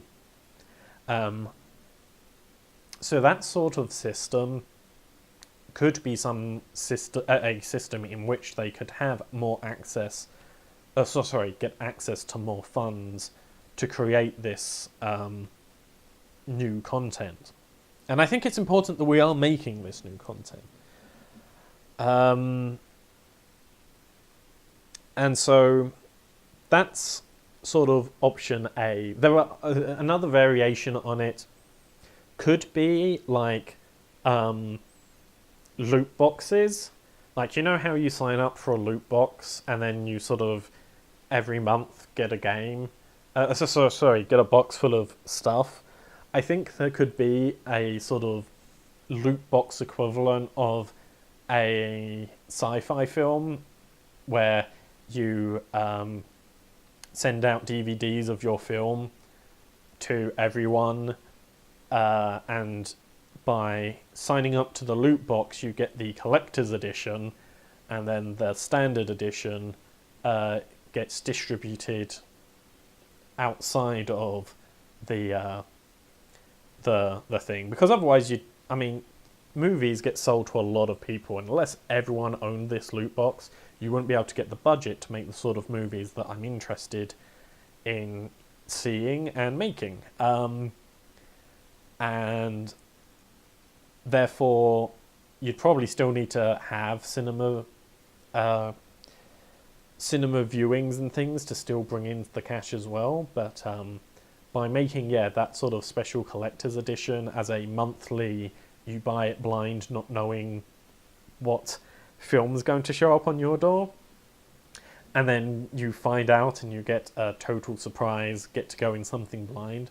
I think that has a lot of potential to it. The big problem with that one is setting it up, because it's one where it works really well once you've set it up, but until you set it up, it's kind of impossible, because you want to be spending tens of millions on these films. I'm not going for hundreds of millions. I'm talking about sort of mid-range films. So sort of Deadpool would be the top end of that. So it would be sort of in that sort of $30 to $60 million, which is, in my opinion, where most of the best stuff gets made. But like that bracket, that price bracket, like for you to be able to make enough of those films so that you could deliver them on people's doors would be tricky, because you just can't get that amount of money on a... And again, you'd need good 6 of these beforehand, before you started, so that you could be chucking these out monthly, and being able to go, oh yes, I need $300 million for this gamble, and it might not pay off at first, is not going to happen. But if someone could make that happen, that would be really useful. And then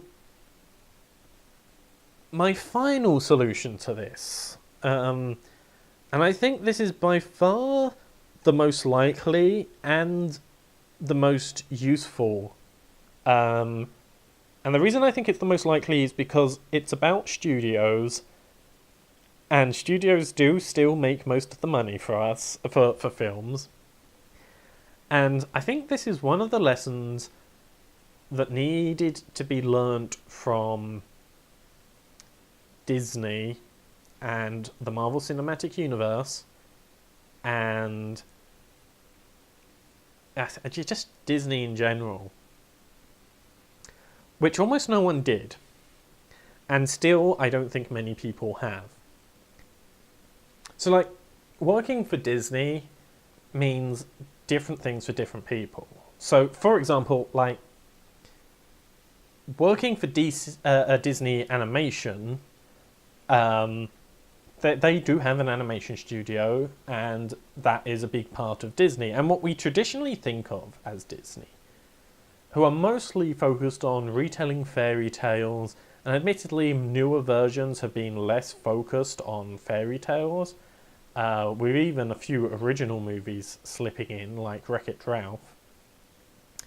But then there's Pixar, who's similar in that they're doing CGI animation, but Pixar has a much stronger focus on making original content, new stories.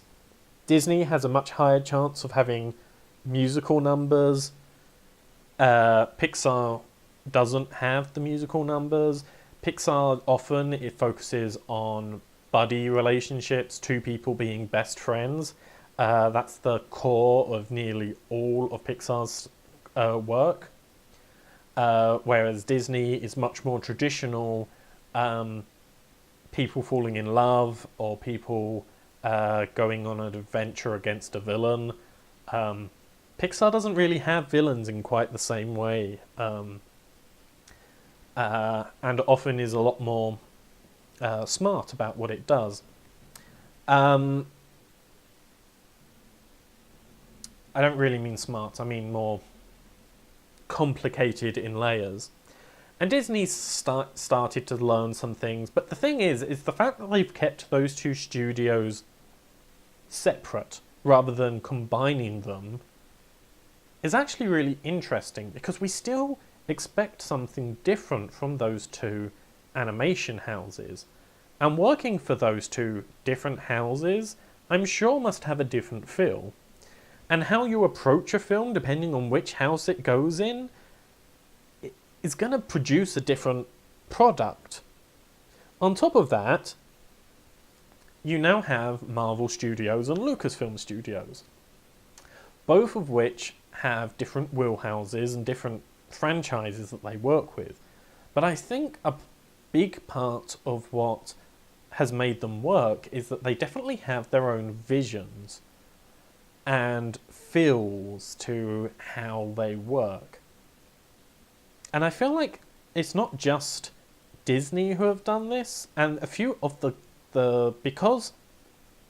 So like Leica, for example, makes stop animation, and their stop animation stuff is all very good. Aardman is another good example, who also makes stop animation, only they use claymation, and Leica uses 3D printers. So both of those have a house style and a kind of feel to them, and they both get to make original content because I have a faith in both of them on what sort of comedy styling and what sort of feel they're going to have when they produce stuff. And that means that people will go and see those things. And that's why they're allowed to take the risks, because they can sort of count on kids going to see things which look interesting, and because they've built up this reputation as a house. Now, if you compare this to DreamWorks in many ways started off as one of the heads of Disney, one of the people who was behind the golden age of Disney, and Steven Spielberg was involved, and a few other people. It was one of those sort of, it should have been a dream team. No pun intended, but I'll totally take it. But the thing is that DreamWorks has some awful films. It has some really good films, like Ants, or Ant Z, is a really good film. Shrek, the first few Shreks are amazing. Admittedly, they go downhill pretty quickly. How to Train Your Dragon is an amazing series that I love. And so they have some really good stuff, and then they have some truly awful films, and you never really know what you're getting with a DreamWorks film. Sometimes you're getting something really well polished with lots of care and attention, and sometimes you're getting utter garbage, and you just never really know what you're getting from them. And that problem of not having a very good vision and people not knowing what they're paying for means that I, in general, have to be told that a DreamWorks film is good before I go and see it. And it's happening a little bit less with Pixar, because I feel like Pixar has been going downhill recently. But there was a time when I would go and see anything with Pixar. These days I go and see anything that Disney Animation Studio is making, because they're making such good movies. And because of that track record of I think that's the future. And that means that what really needs to happen is the big companies like Sony and Warner Brothers actually need to, and it doesn't even need to be, it helps if it's a new name, but I'm kind of happy with it being just being called like Warner Brothers Romance and Warner Brothers Drama and Warner Brothers Action. But it would be a lot better if they came up with proper titles. But if you can have that sort of, this is a new name for this company, there is a head at the top of that company whose core focus is on making sure that that company creates a type of film. It doesn't necessarily have to have the exact feel. I don't want them to totally take over directors and say, this is what this has got to be like. But by saying the important thing is a competence and a direction, and they're very clear about what those are going in, that you could create studios where people will go and see the next movie from that studio. And I feel like that is the lesson that Hollywood needs to learn. And Hollywood needs to work on building up the reputations of sub-studios rather than the main studio. And that will be our equivalent of the new star, the new film star, is we will have that relationship with the studios who have put effort in quality, but also originality and quality. And because of that, you're happy to go and see the odd fail, and still happy to see those in the cinema, because you know that that studio is still going in the right direction, and you still feel happy that you went to go and see something cool.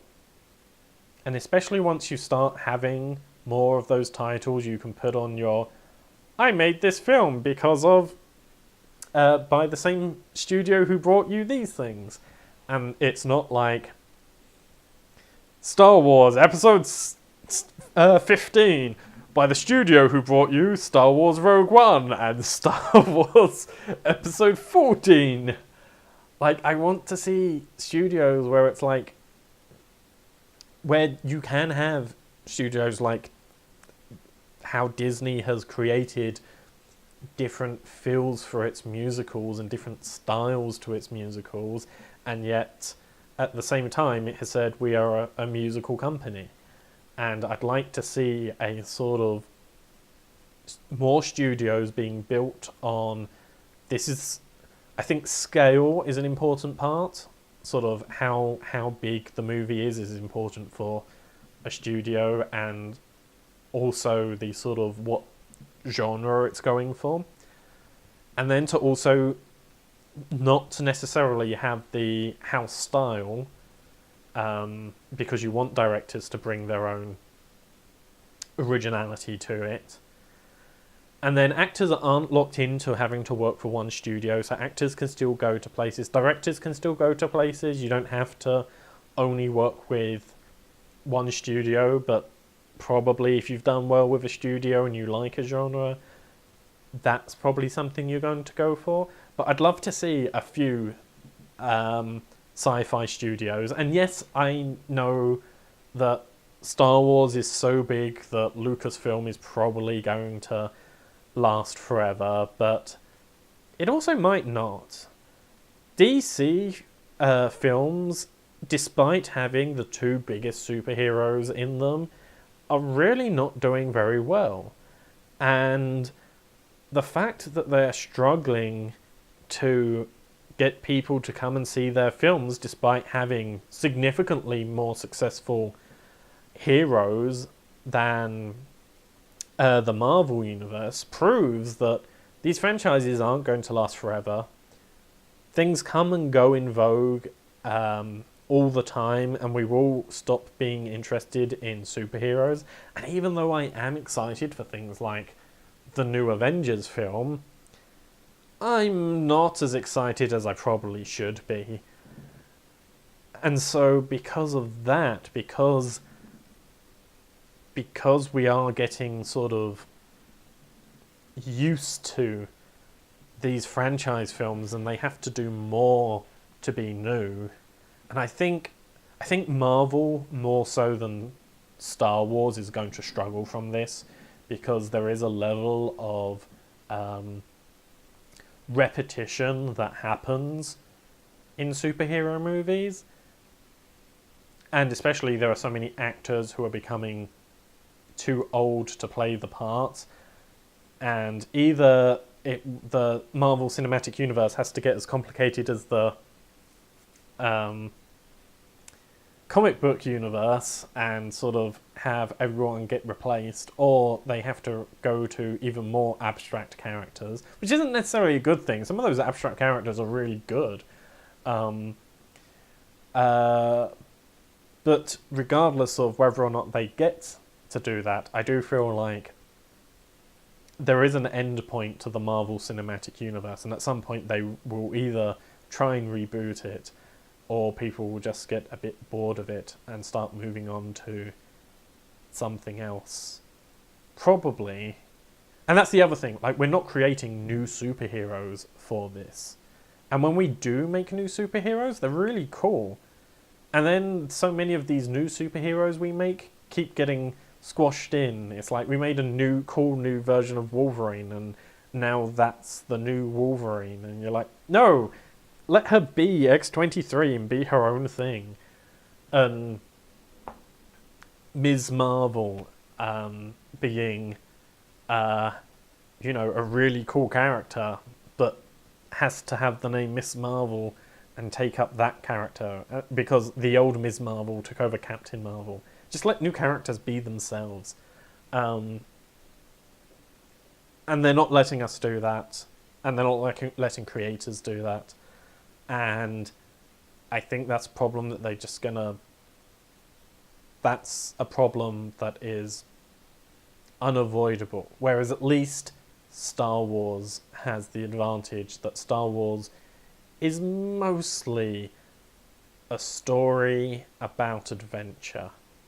And I feel like they've done a good enough version of... And not just the new films, like Star Wars in general has always had an expanded universe and has always been about more than just Luke Skywalker. And so the prequels not being about Luke Skywalker and the sequels, I mean, they were still Skywalker-centric, but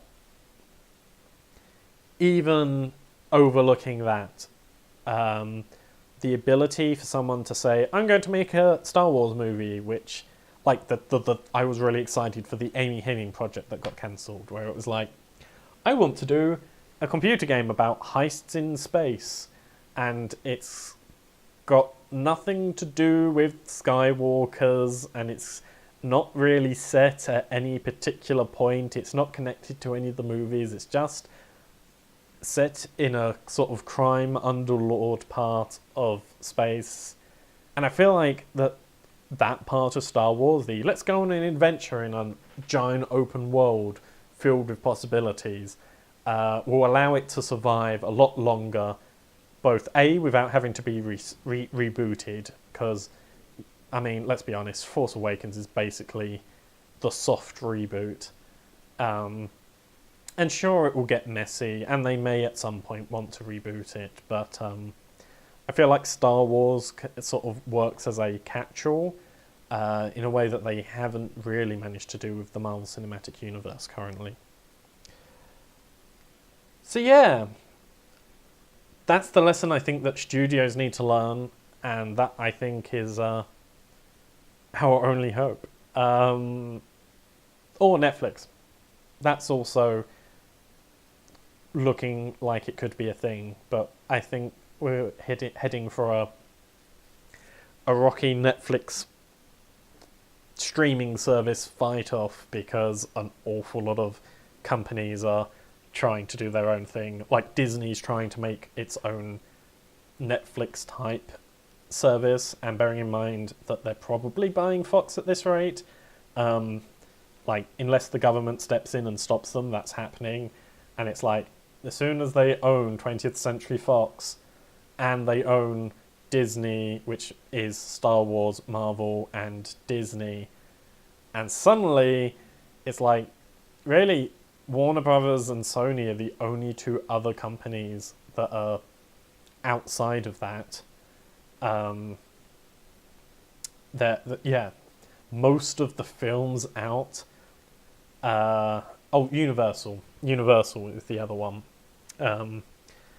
So yeah, unless like all of those people, and then like I could easily see Warner Brothers having owned DC, because they're already starting to try and do their own streaming service with some of their DC properties. Like if they do decide to expand that in the same way that Disney's expanding their one,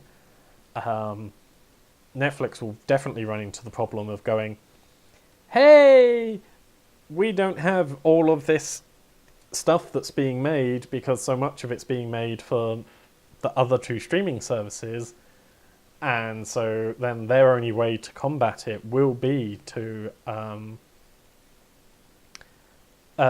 make original content, which could be good, or it could be sort of a problem, because like particularly if Netflix is trying to invest so much of its money into smaller projects and new content, but that might not be something Disney might be happy just getting a subscription fee and playing reruns of old movies, and even the newer movies when they go onto make their way onto the streaming service, but might not necessarily be funneling that money into as many new projects and just using it as a secondary revenue stream, which would be disappointing. I guess we'll see. Like I said, I think there's a streaming war that's starting, and we'll see what happens when the dust settles. But as far as movies go, those are the two ways I think we can save the film industry. And thank you for sitting through all of this with me. Next, I'd like to talk to you about a board game, or I suppose more accurately in this case, a card game. The card game in particular I want to talk about is Dominion. I kind of blanket want to talk about deck building games, but Dominion is going to be the focus because, frankly, it was the first of the big deck building games, and I feel like explaining what Dominion is.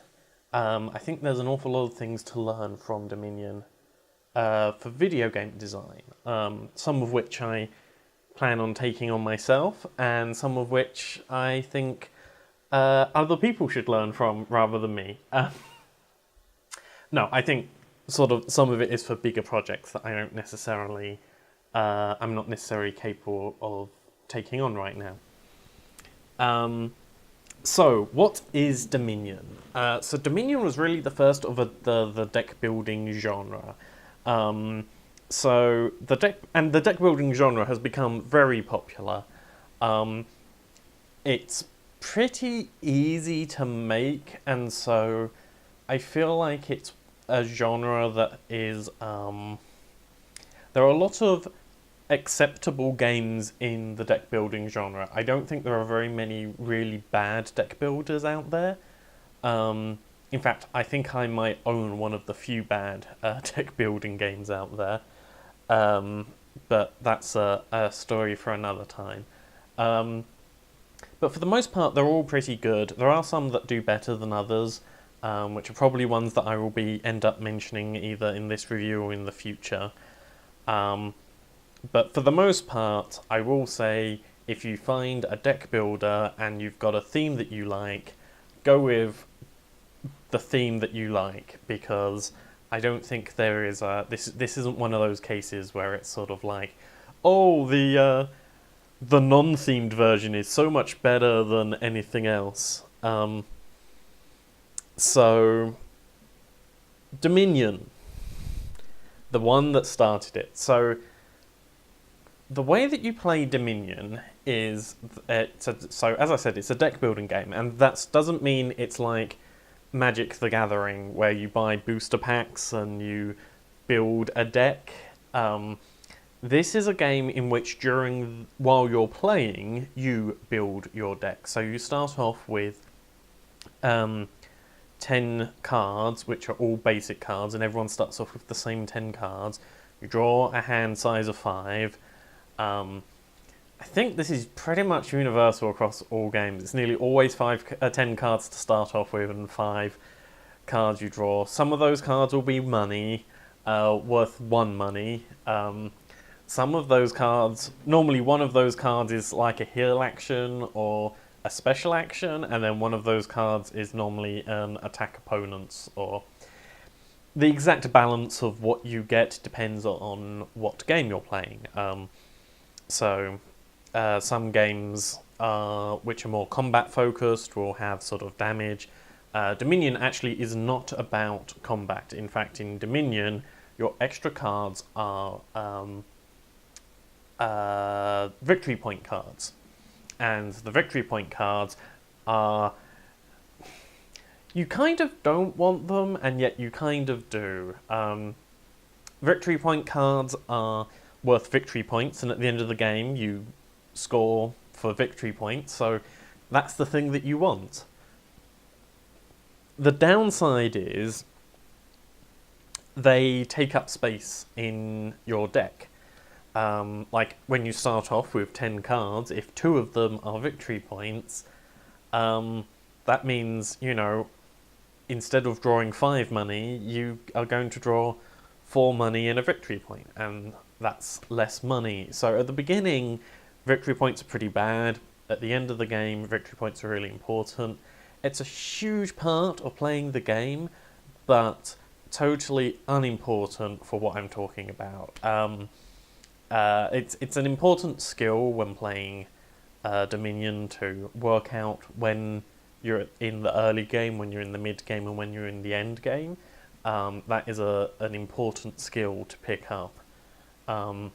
But yes, for the most part, really, the big differences are at the beginning of the game, you sort of want to get rid of victory points. At the middle of the game, you sort of only take expensive victory points, and at the end of the game, you want any victory point you can possibly get, and nothing else matters. So when you deal your hand out, you have some money. Probably you have some money.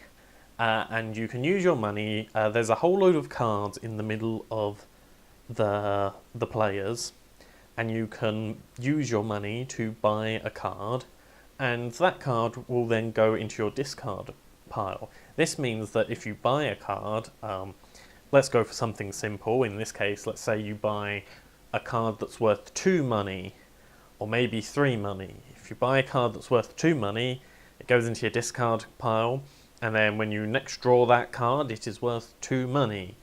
The downside of this is that your deck gets bigger and bigger, so often the ability to get rid of your early cards is very useful. Because once you've bought a lot of 2 money cards, you don't want any of the 1 money cards.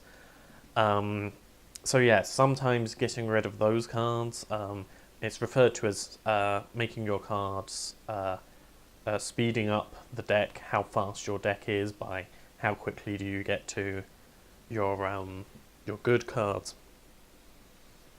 For Dominion, that's really most of the game. All of the special abilities are on the cards, and that's often the big part of what goes on. I did mention there are a whole load of games that came after this that copied this system. Most of the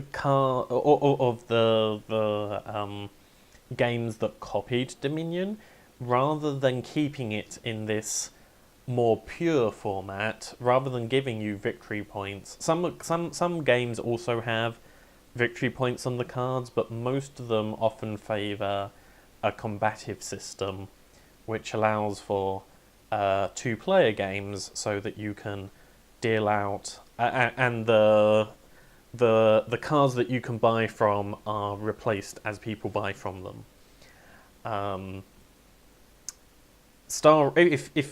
If you want to play one of these games, there's a free mobile app of Star Realms, and Star Realms is already one of the better examples of this game type.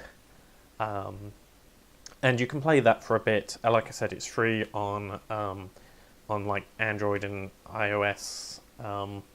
So it's, yes, you can certainly play that and get a feel perhaps for what I'm talking about.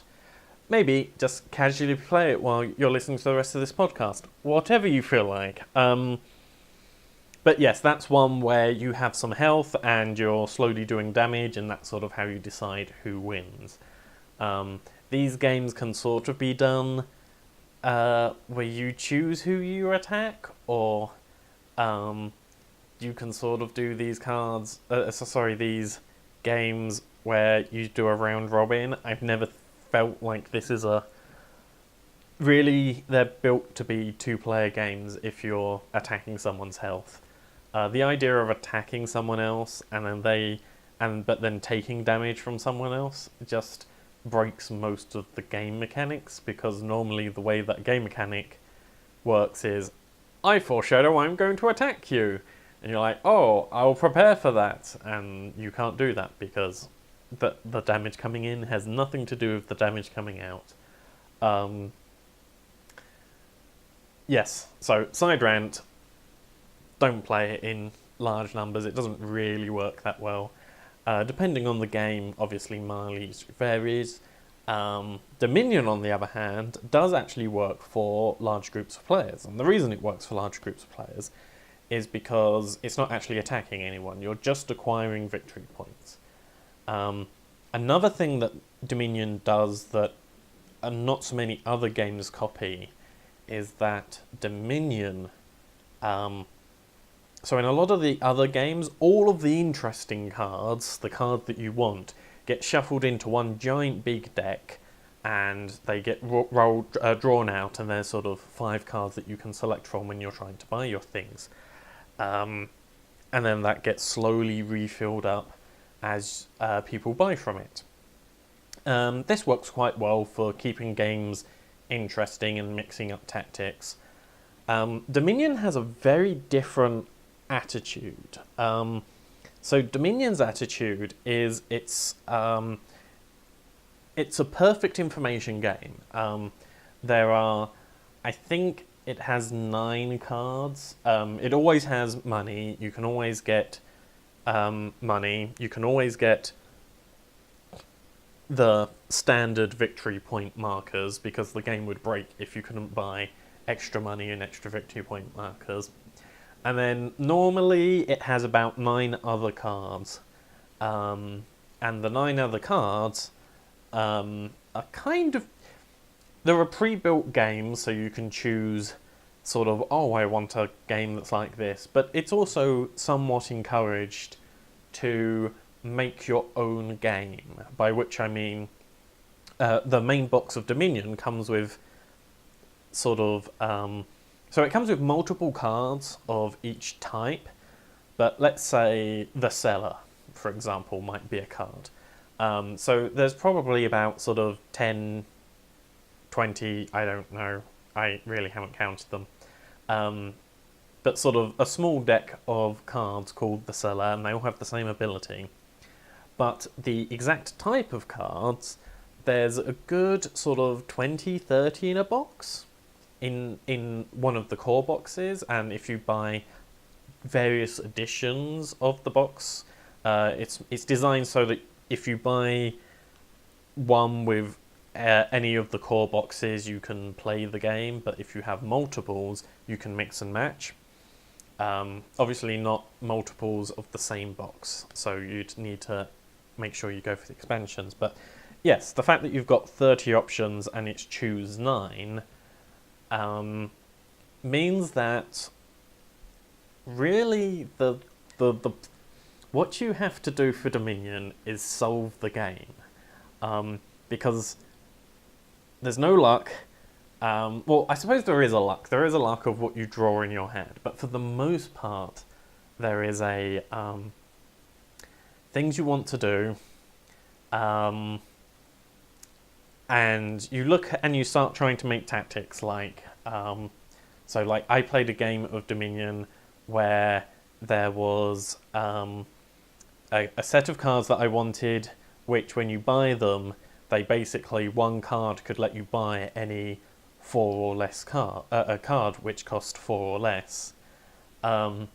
So that one card became the equivalent of a buying power of 4, which was very useful. And then I had and then there was another card out there which allowed you to cash in a card that you've already used, and you can then basically get the money back from it.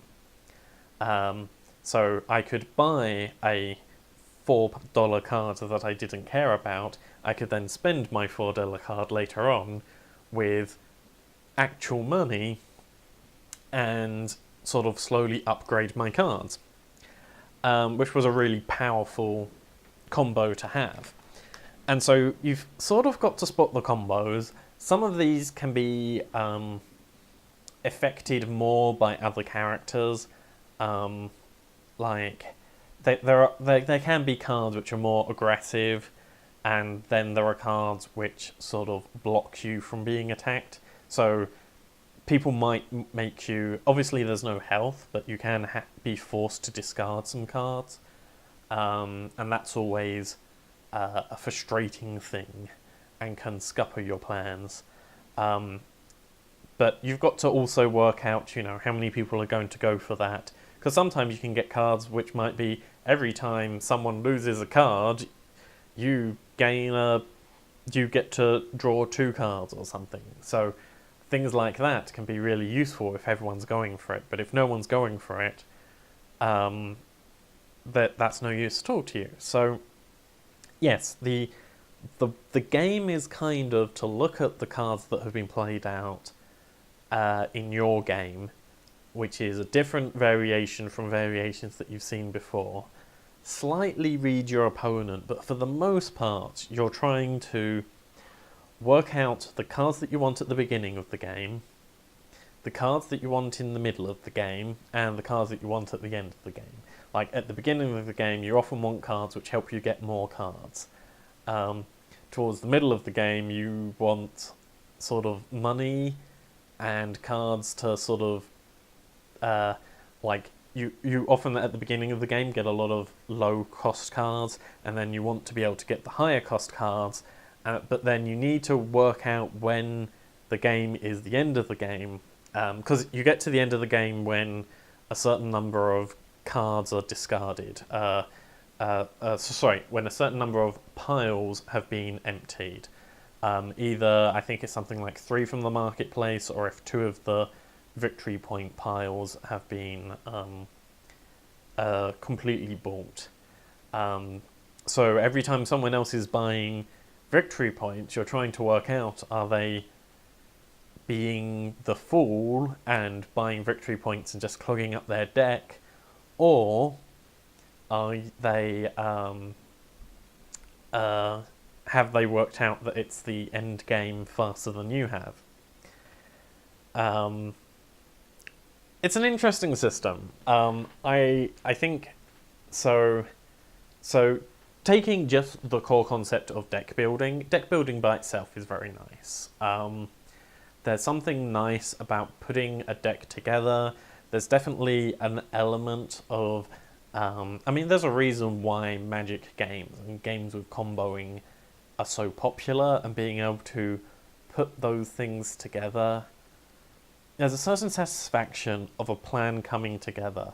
And I feel like these are games where you get to put your plan together, especially games which have more heavy comboing, like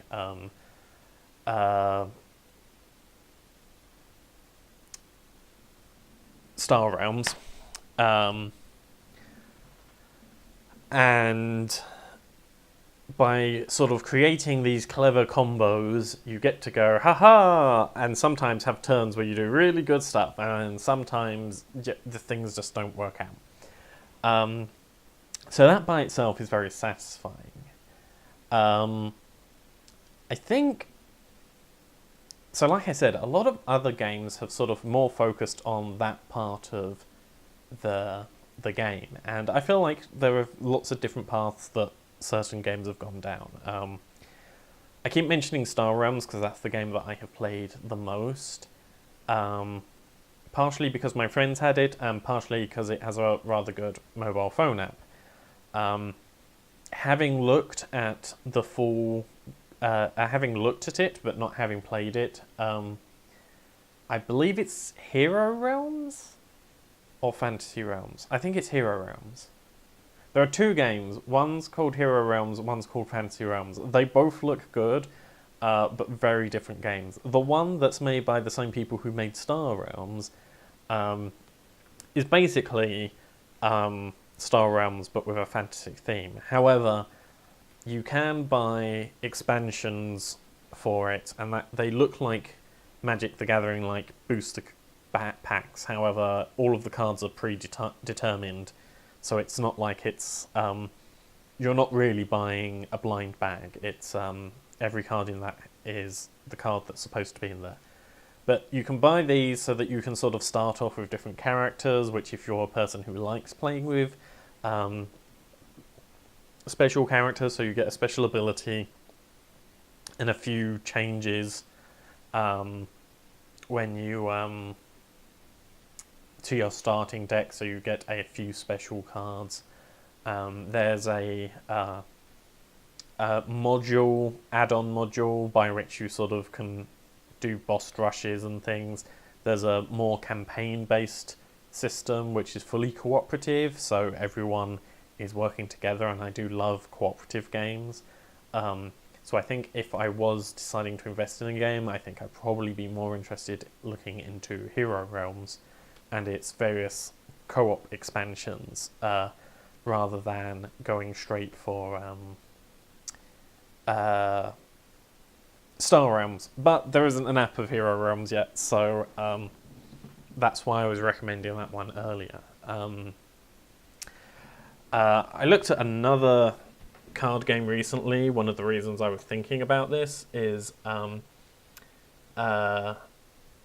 so another one of the popular games, also I believe a mobile app, which I'm less fond of, is Ascension, which I think was one of the first games to jump on after Dominion came out. I think Ascension came out and sort of made the new formula where it was much more aggressive and much more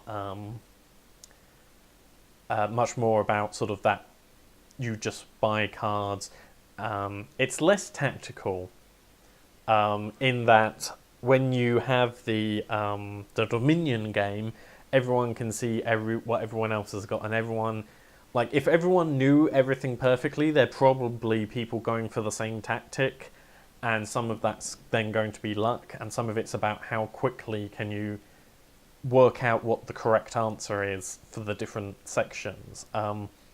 Whereas with games, the other type where you've got a river of cards that you can buy from, which cards get drawn often makes a big difference, and often there are combos and faction combos, which means you then sort of go, oh, I'm making a deck that's a bit more like this. It's a lot more Magic the Gathering, and although Ascension is not my choice of this genre, I do think it's the thing that things like Star Realms went on to copy. So I feel like there's a lot of that. So the guy who created Ascension has created a new card game based on this system, which is called Shards of Infinity, and it, for the most part, looks like it's kind of similar to Star Realms, which I'm aware, like, I feel like Star Realms was a big move in refining the process from Ascension, and I think that this is sort of kind of the same thing. I think the only big difference from the reviews I've seen of it, the big difference seems to be that it's got this leveling system, which means, well, I mean, in some ways it means that your cards become more useful as you go on, because you slowly level up as you go through. So it may be interesting, but it's not different enough that it... I think, yeah, I looked at it, and then it was sort of one of those ones where it was like, it's kind of interesting, but at the same time, it's feeling a lot like the same game that I've seen over and over again. There's a big Harry Potter version of this game, which, again, I've not played it, but from everything I've looked at, it looks like it's roughly the same system as the Star Realms and Hero Realms. I think Cartoon Network had a version with all of their various flavours. And like I said, it's a really strong game mechanic, and it's quite, once you've worked out how to do it well, it's harder to do wrong. I think for me, from this side, I think that there is more interesting things to do with the genre that is now being held back by being a board game. Okay, let me explain that. So, there are some things that board games are really good at doing, and there are some things that board games are not so good at. Sometimes, I mean, I love board games. I'm not trying to diss on them or anything, but there are definite games out there which, like, I don't like playing 4X board games, mostly because they are either not complicated enough or too complicated. And the problem is there isn't actually a middle ground. Either, if you've got a board game, and this is a problem that board games have across the board, board games can never be so complicated that you have to remember everything, because you will forget things. You will forget doing an action that you were supposed to do, or you'll go, oh look, I was poisoned, I should have been taking damage for the last 2 turns.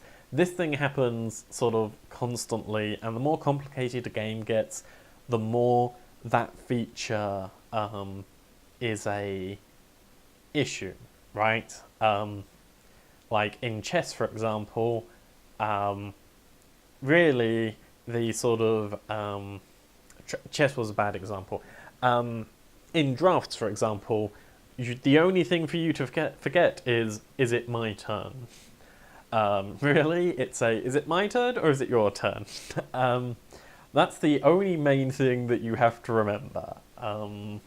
Perhaps maybe there are a few rules that you might forget that screw you over, but there's very little of that sort of upkeep stuff. It's the upkeep stuff that often is the stuff that slips through, where you're like, oh, I forgot to refresh these cards, or oh, I forgot this and that.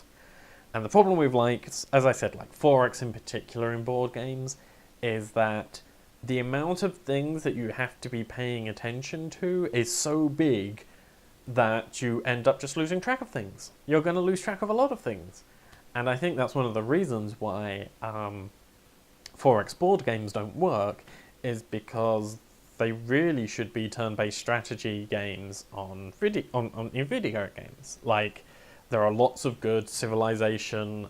Personally, I prefer the sort of Endless Space and Endless Legacy, but sort of those sorts of big turn-based strategy games, and they're brilliant video games, and they can be really complicated because if you turn it into a board game, you have to do all of the maths yourself, and that just becomes an impossible task. I'm getting off topic. What was it? Oh, yes. So, the problem with the deck building games, well, not really the problem, but I feel like a limiting factor is that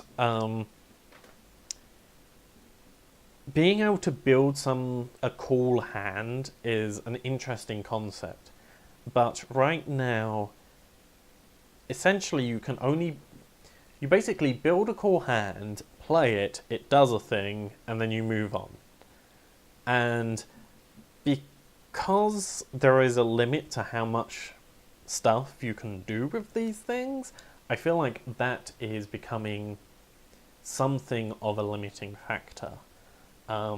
Whereas I feel like if you can have those things create something, this is one of the cases where this is possibly a game that I would be interested in making in the future.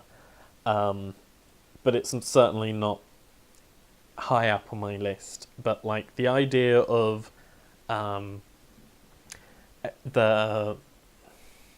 like if instead of having just money in your hand, instead of that you could have, say, you might be, let's say it's drone building, and so when you've got your hand you can build yourself a drone, and your drone will have a speed and a attack and a defense, and it's all dependent on what cards you have in your hand when you build your drone.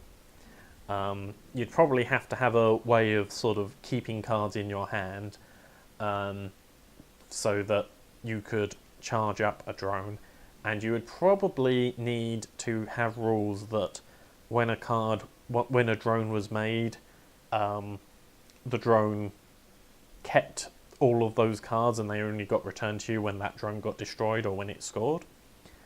But that's an interesting thing where you're sort of making pieces to be used. I mean, for me, this is totally a mobile game where it's like the sort of, I'm building a drone, and you build your drone and it's probably going on rails in a 3-lane combat system. And so you're playing around with the cards and you build the drone and then the drone goes forward.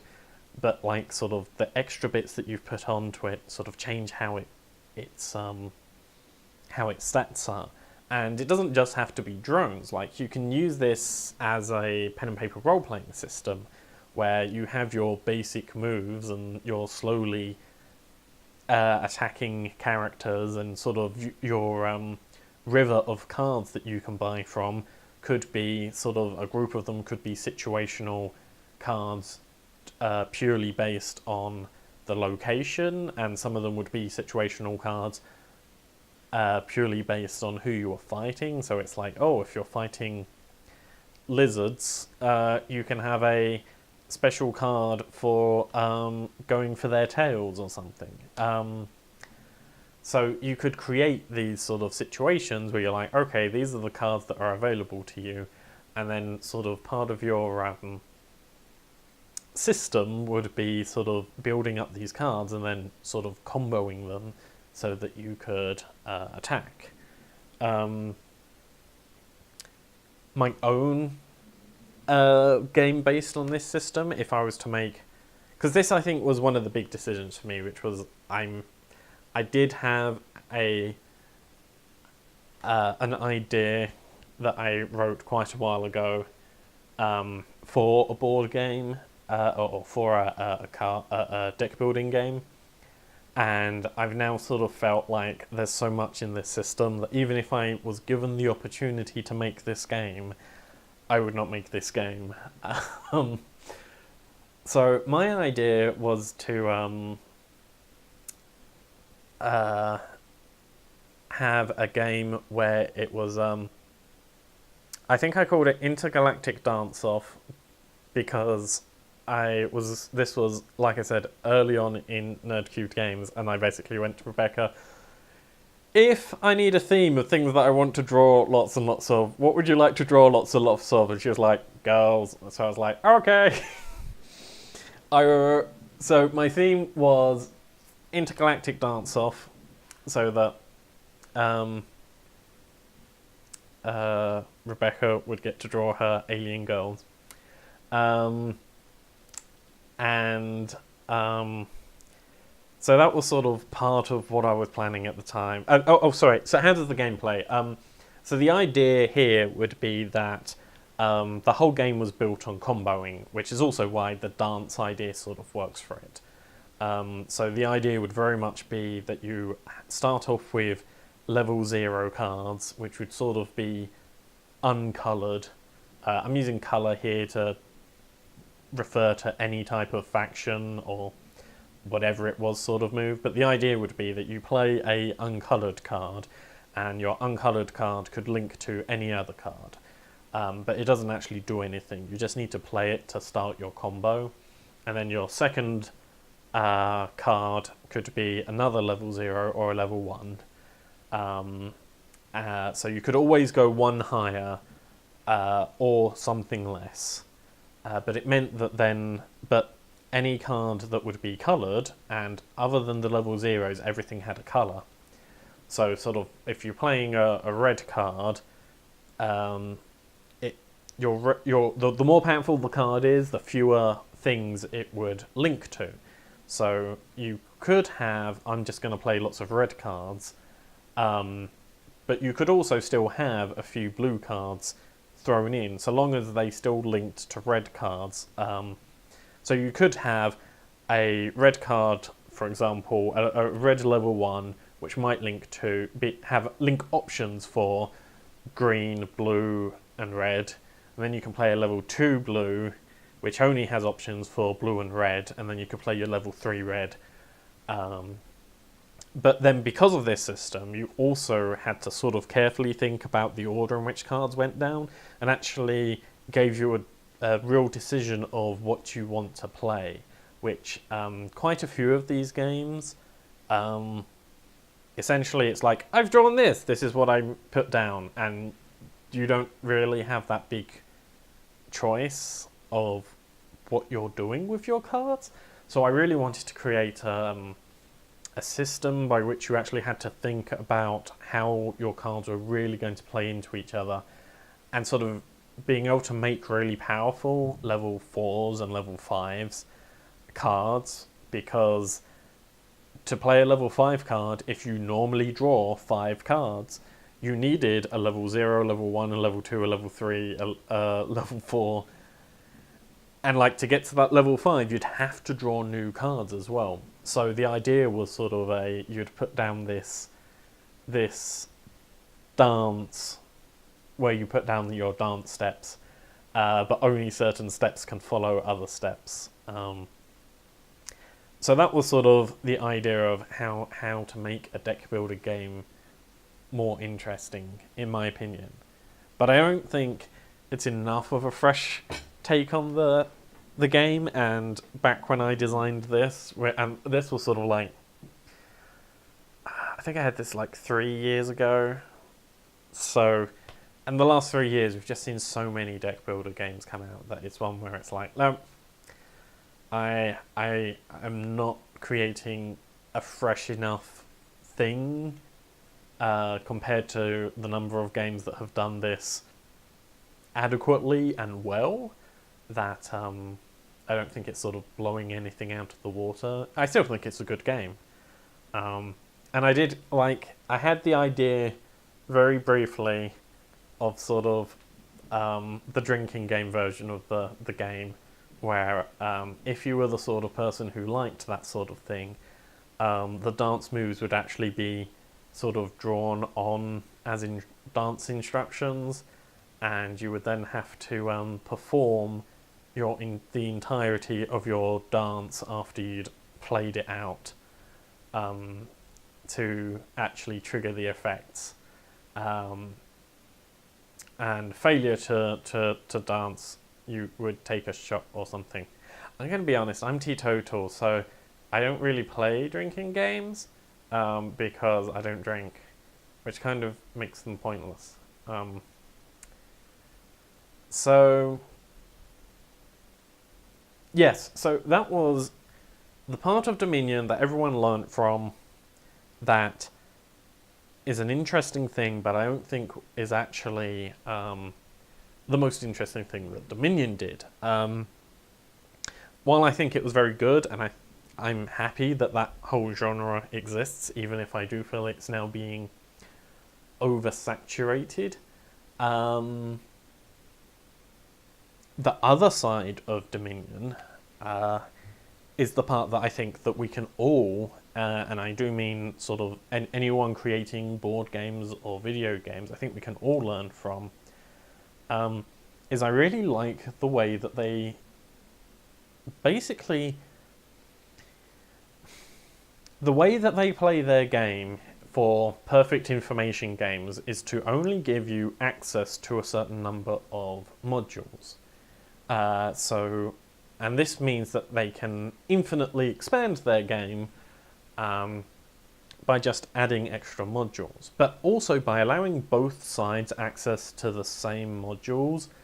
Working out the correct combos is a really interesting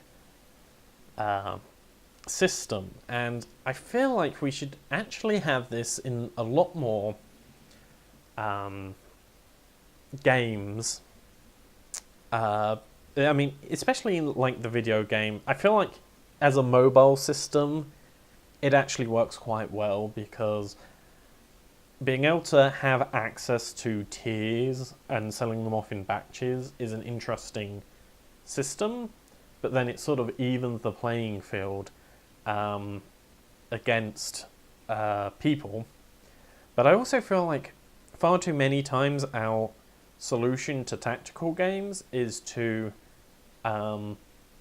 give you all of the tactics and then just create a randomly generated map. And I think that the smart move for us is actually to create more mechanics than necessary, and then limit which ones turn up, and let both sides experience. Essentially, you're building a custom faction that both sides are playing as, and both sides have to work out how to maximize the function of their custom faction every turn. Sorry, every game, because no one's ever played that faction before, because the way that they combo is different. And so I think that that's a really smart learning point that we never quite got to. So, thanks for listening.